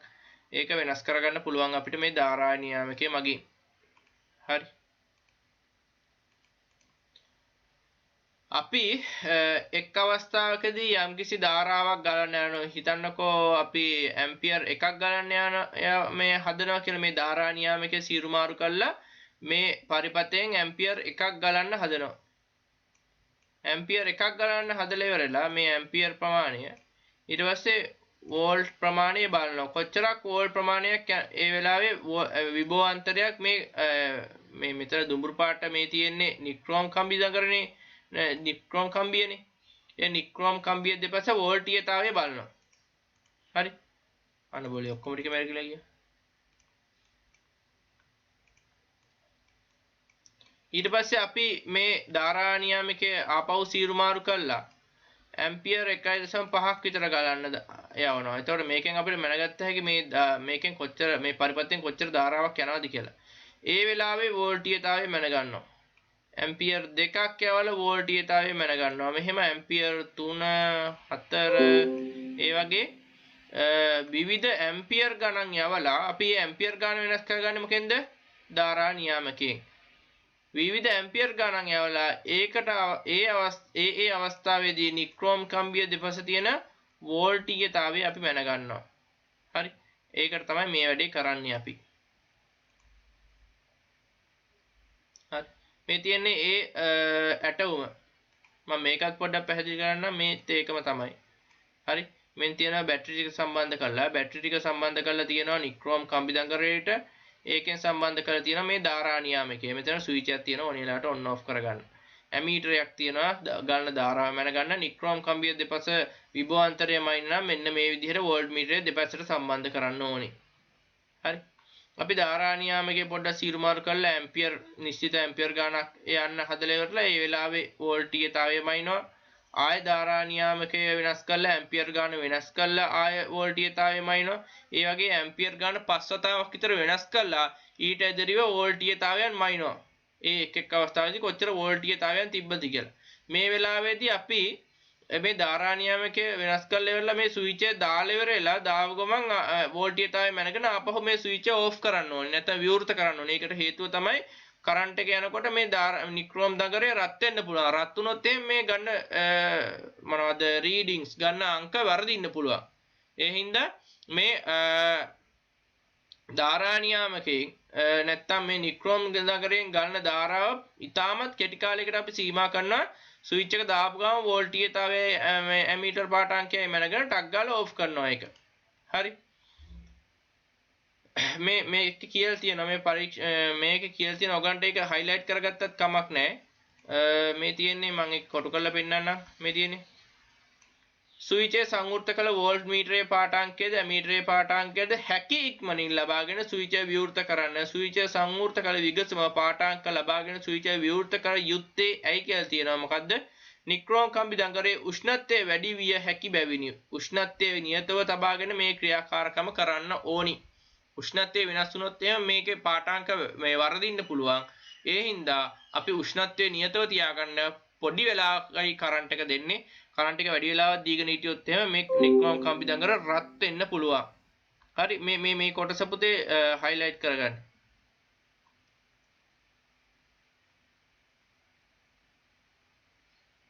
අපි ධාරා නියාමකේ මම ආයෙ පාරක් කියනවා ධාරා නියාමකේ භාවිතා කරන්නේ වෙටින් විට අර ඇම්පියර් ප්‍රමාණය වෙනස් කරන්න ඕනේ යවන ධාරාව ප්‍රමාණය. ඒක වෙනස් කරන් තමයි මේ ධාරා නියාමකයේ ගන්න අපි.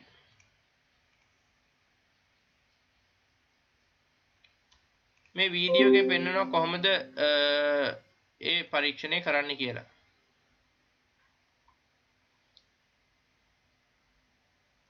මේ තියෙන බැටරියක්, මේ තියෙන ස්විච් එකක්,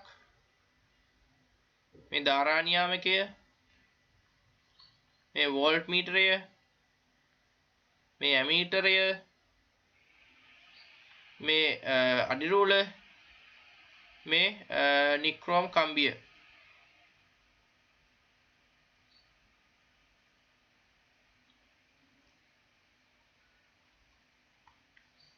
මේ උඩ තියෙන ආකාරයට පරිපථය අපි සකසා ගන්න ඕනේ.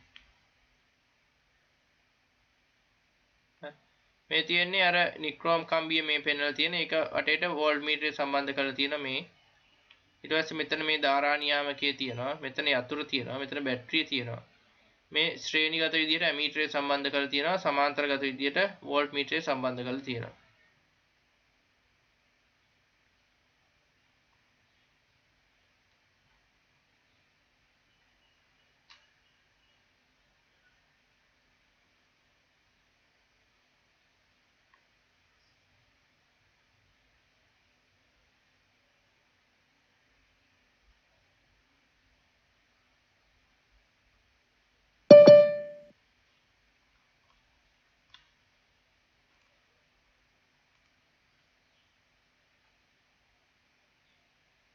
මේ පරිපථය සම්පූර්ණ කරපු ගමන් අපිට පෙන්නනවා මේක මේ ධාරා නියාමකයේ මෙන්න මේ විදිහට අපිට එහෙ කරන්න පුළුවන්. මම ආයෙ පෙන්නන්නම් ඒක. හරි. ධාරා නියාමකයේ එහෙම සීරුමාරු කරන්න පුළුවන්. එතකොට ධාරාව වෙනස් වෙනවා. ධාරාව වෙනස් වෙනවත් එක්කම වෝල්ටීයතාවයත් වෙනස් වෙනවා. හරි. එතකොට අපි ධාරාව වෙනස් වෙන ප්‍රමාණයයි වෝල්ටීයතාවය වෙනස් වෙන ප්‍රමාණයයි එක් එක් සැරේට ගන්නවා. මේක පස් සැරයක් විතර අපි කරනවා. ධාරාව පස් සැරයක් විතර වෙනස් කරලා වෝල්ටීයතාවය පස් සැරයක් විතර ගන්නවා අපි.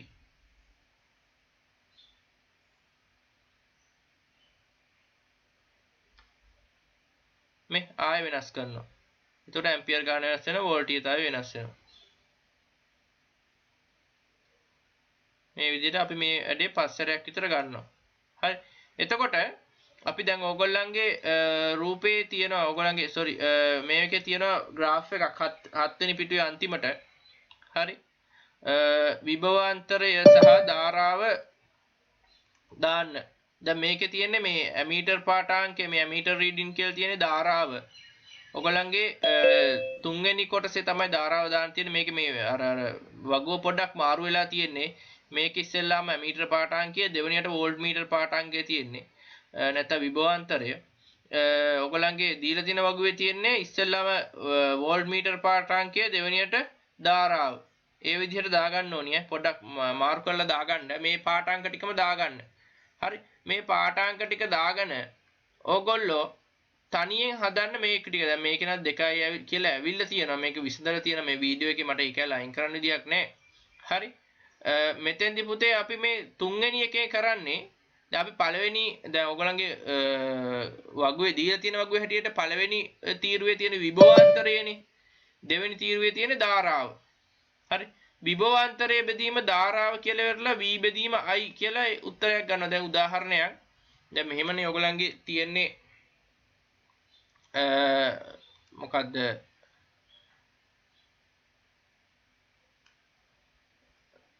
වගුව.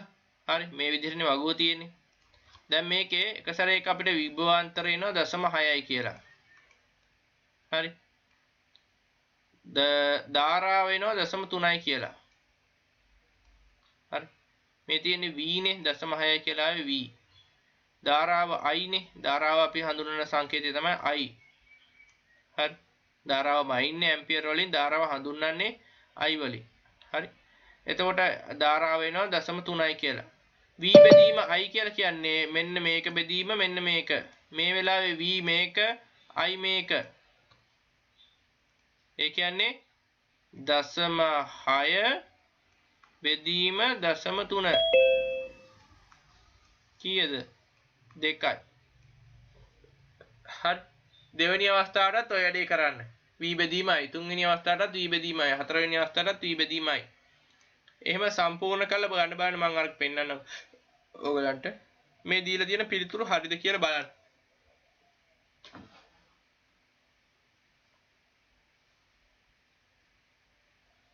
පාඨාංක ටික ලියා ගන්නකොට මේ වගුව පොඩ්ඩක් මාරු වෙලා තියෙන බලලා ලියා ගන්න.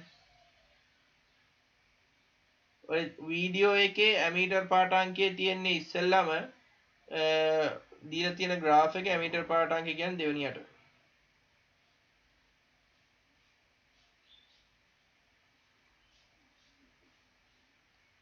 සමහර වෙලාවට මේ වීඩියෝ එකක් දාන්න බැරි වීමට කොපිරයිට් වැඩේ. ඒ හින්දා මේ වීඩියෝ එක කපලා තමයි මම දාන්නේ.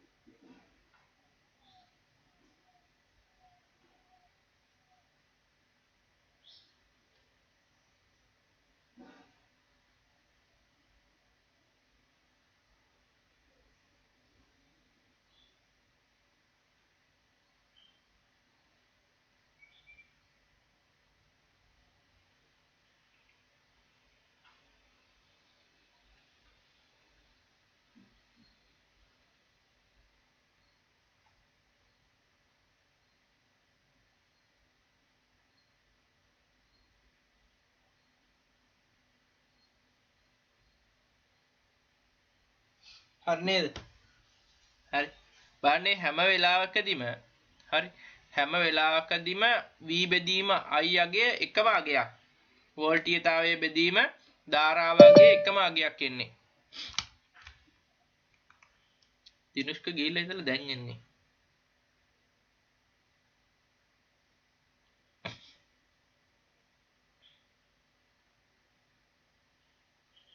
සිග්නල් නැද්ද යාට?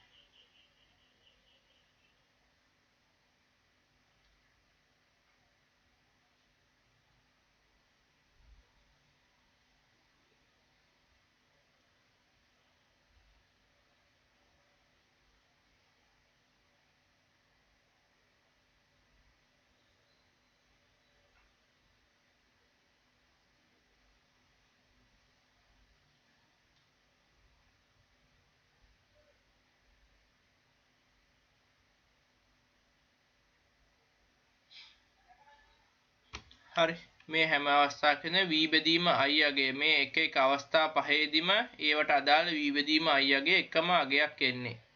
හරි මේ අවස්ථා පහ වෙන් කරගන්න ඕන හින්දා තමයි අපි ධාරා නියාමකයෙන් විවිධ ඇම්පියර් ගණන් දුන්නේ. මේ ඇම්පියර් ගණන් වලදී අදාළ වෝල්ට් මීටර් නැත්නම් වෝල්ට් මීටර් පාඨාංකය නැත්නම් වෝල්ටීයතාවය අපි මැනගත්තා.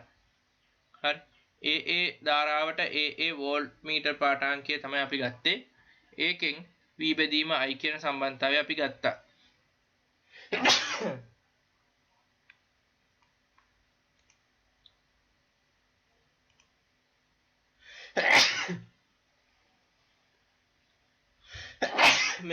මේ ප්‍රස්ථාරගත කරොත් එහෙම අපිට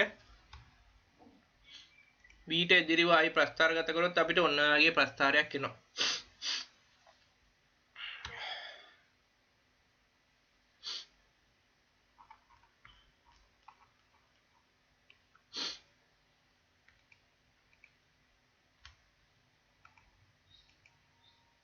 හරි.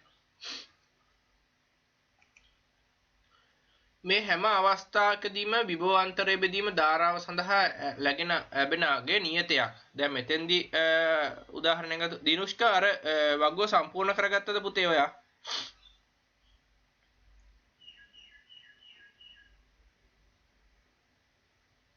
දිනුෂ්ක වග්ගුව සම්පූර්ණ කරගත්තද?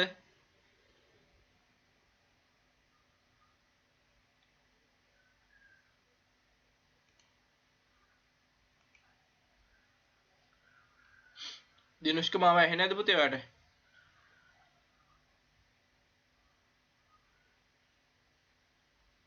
කොහොමද? ඔය 7 වෙනි පිටුවේ අග තියෙන වගුව සම්පූර්ණ කරගත්තද? මම දැක්කා ඔයා දැන් ආවේ කියලා. සම්පූර්ණ කරගත්තද පුතා? දිනුෂ්ක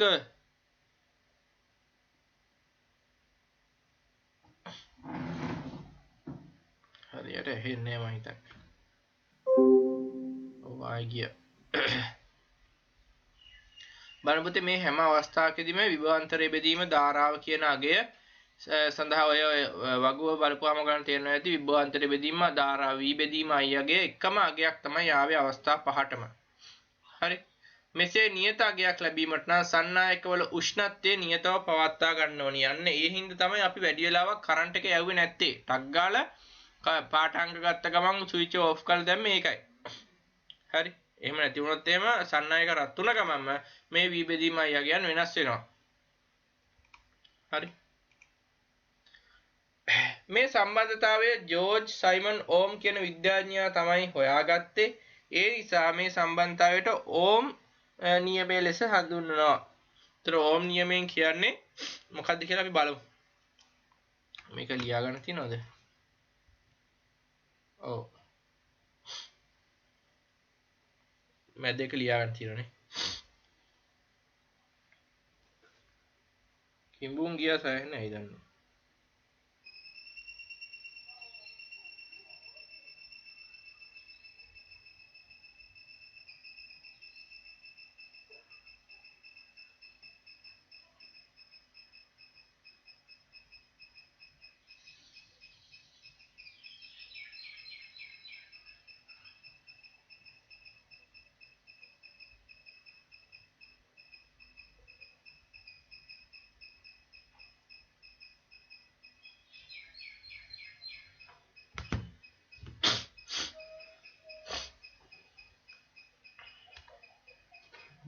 හරි.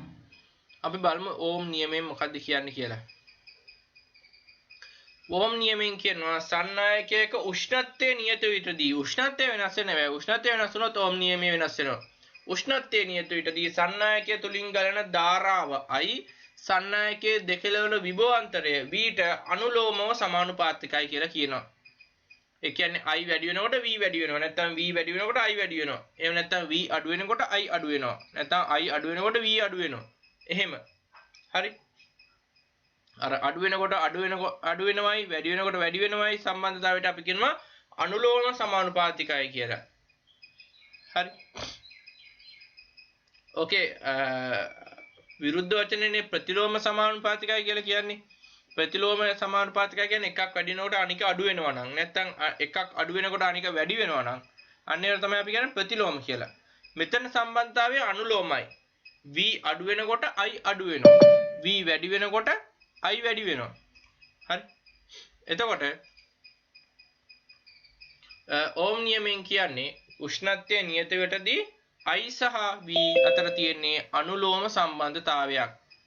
හරි. අනුලෝම සම්බන්ධතාවයක් තියෙනවා. ඒ කියන්නේ I අනුලෝමව සමානුපාතිකයි. ඔය ඇල්ෆා වගේ අකුරක් දාලා තියෙන්නේ අනුලෝමව සමානුපාතිකයි කියන්නේ. I අනුලෝමව සමානුපාතිකයි v උෂ්ණත්වයේ නියත විටදී පමණයි. උෂ්ණත්වය වෙනස් වුණොත් මේ කතන්දරේ පොඩ්ඩක් වෙනස් වෙනවා. දිනුෂ්ක මාව ඇහෙනවද පුතේ? හරි ලිව්වලු. හරි. හරි පුතේ. මේ ඕම් නියමය highlight කරගන්න. උෂ්ණත්වයේ නියත විටදී v ට I සමානුපාතිකයි කියලා කියන්නේ ඕම් ලොකු දෙයක් කියන්නේ. බලන්න ඕම් සර් කොච්චර හොඳයිද කියලා.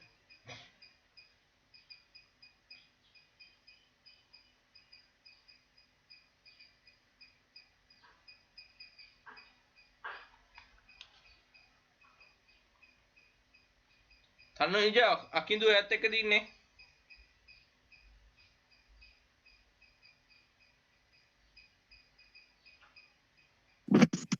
නෑ කොමින් අද නෑ නේද?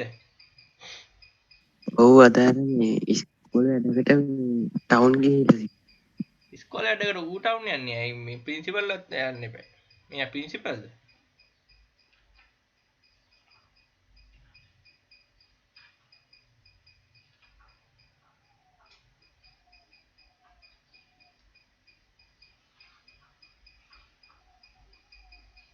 අනේ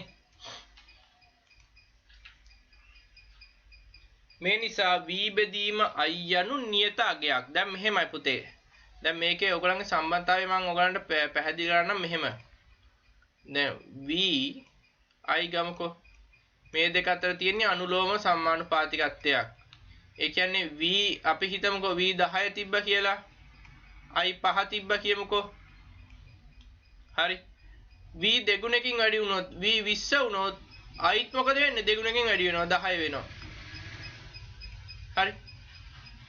v 3 ගුණයකින් වැඩි වුණොත් v 30 වුණොත් i 3 ගුණයකින් වැඩි වෙනවා 15යි.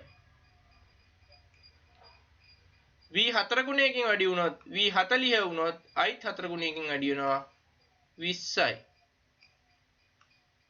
හරි. එතකොට v බෙදීම i අනුපාතය හැම වෙලෙම නියතයක්. මේ v බෙදීම i මේ වෙලාවට ගත්තොත් එහෙම v කියන්නේ 10 10 බෙදීම 5 2යි. මේ හැම වෙලෙම 2 කියන ඉලක්කම ඉන්නේ නැහැ. මම මෙතෙන්ට තාව එක කනාවට ආව එකක් හොඳේ. මොකද කලින් වගුවෙත් ඒක දෙකනේ ආවේ. හැම වෙලෙම ඔයගොල්ලෝ හිතයි මේ v බෙදීම i අනුපාතය දෙකමයි කියලා. එහෙම ඉන්නේ නැහැ. සමහරට 3 4 වෙන්නත් පුළුවන්. දෙවෙනි අවස්ථාව බැලුවොත් එහෙම 20 බෙදීම 10 ඒත් 2යි. තුන්වෙනි අවස්ථාව 30 බෙදීම 15 ඒත් 2යි. හතරවෙනි අවස්ථාව 40 බෙදීම 20 ඒත් 2යි.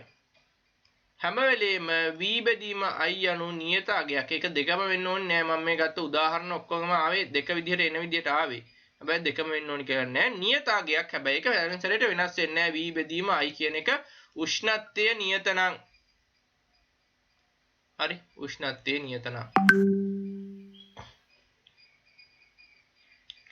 මේ නියතය සන්නායකයේ ප්‍රතිරෝධය නම් වේ. අපි කියනවා මේ නියතයට සන්නායකයේ ප්‍රතිරෝධය කියලා. ප්‍රතිරෝධය.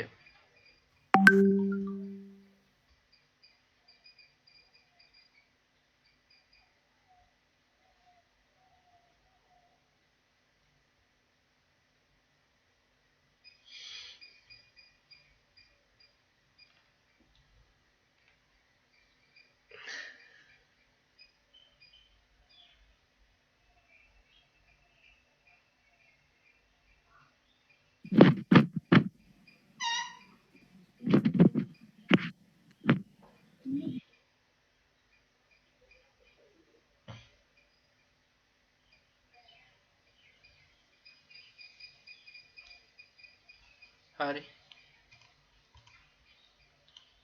v බෙදීම i කියන්නේ හැම වෙලේම නියතයක්. අපි ඒක r කියන එකෙන් සංකේතවත් කරලා එහෙම r යනු සන්නායකයේ ප්‍රතිරෝධය.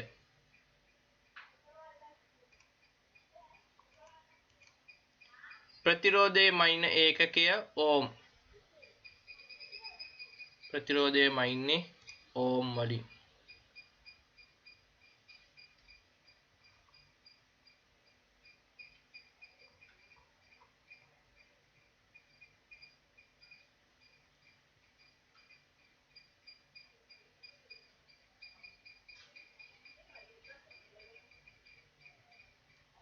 හරි.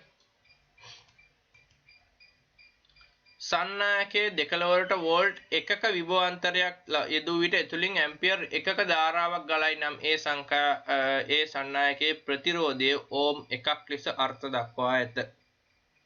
හරි. ඕක තමයි ඕම් එකක් කියන්නේ කොච්චරද කියලා ඇහුවොත් එහෙම ඔයගොල්ලෝ කියන්න ඕනේ මේක. සන්නායකයක දෙකලවරට විභව 1v ක විභවාන්තරයක් ලබා දීලා ඇම්පියර් 1ක ධාරාවක් ගැලෙව්වොත් ගලන්න සැලසුවොත් එහෙම ඒ සන්නායකයේ ප්‍රතිරෝධය වෙන්නේ ඕම් 1යි. ඒක හයිලයිට් කරගත්තක් කමන්නේ නැත්නම් වටේට කොටුවක් ඇඳගත්තක් කමන්නේ.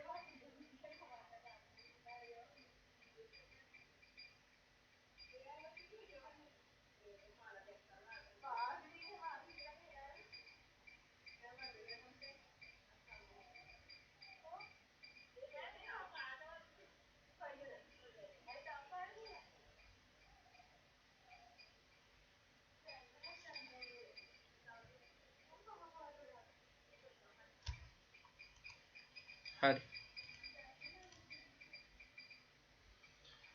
ප්‍රතිරෝධය මැනීමට ඕම් මීටරේ භාවිතා කරනවා. හරි. අපි වෝල්ට් මීටරේ භාවිතා කරා වෝල්ටීයතාවෙම ඉන්න, ඇමීටරේ භාවිතා කරා ධාරාවම ඉන්න, ප්‍රතිරෝධයම ඉන්න අපි භාවිතා කරනවා ඕම් මීටරය.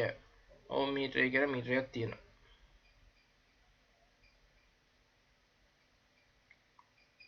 හරි.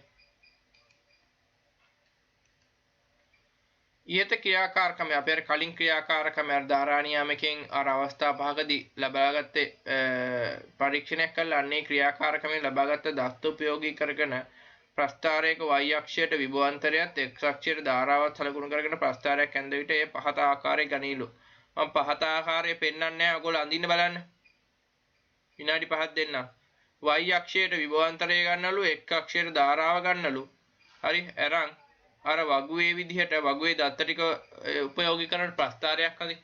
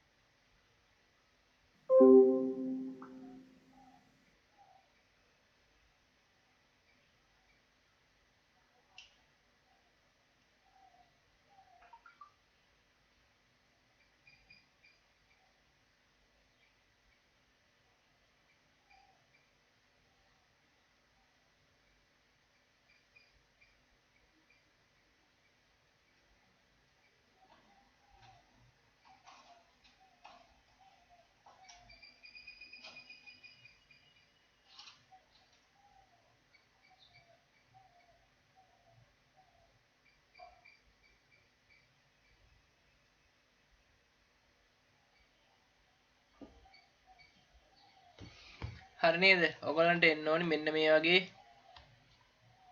සම්බන්ධතාවයක් ඔය වගේ හැඩයක්.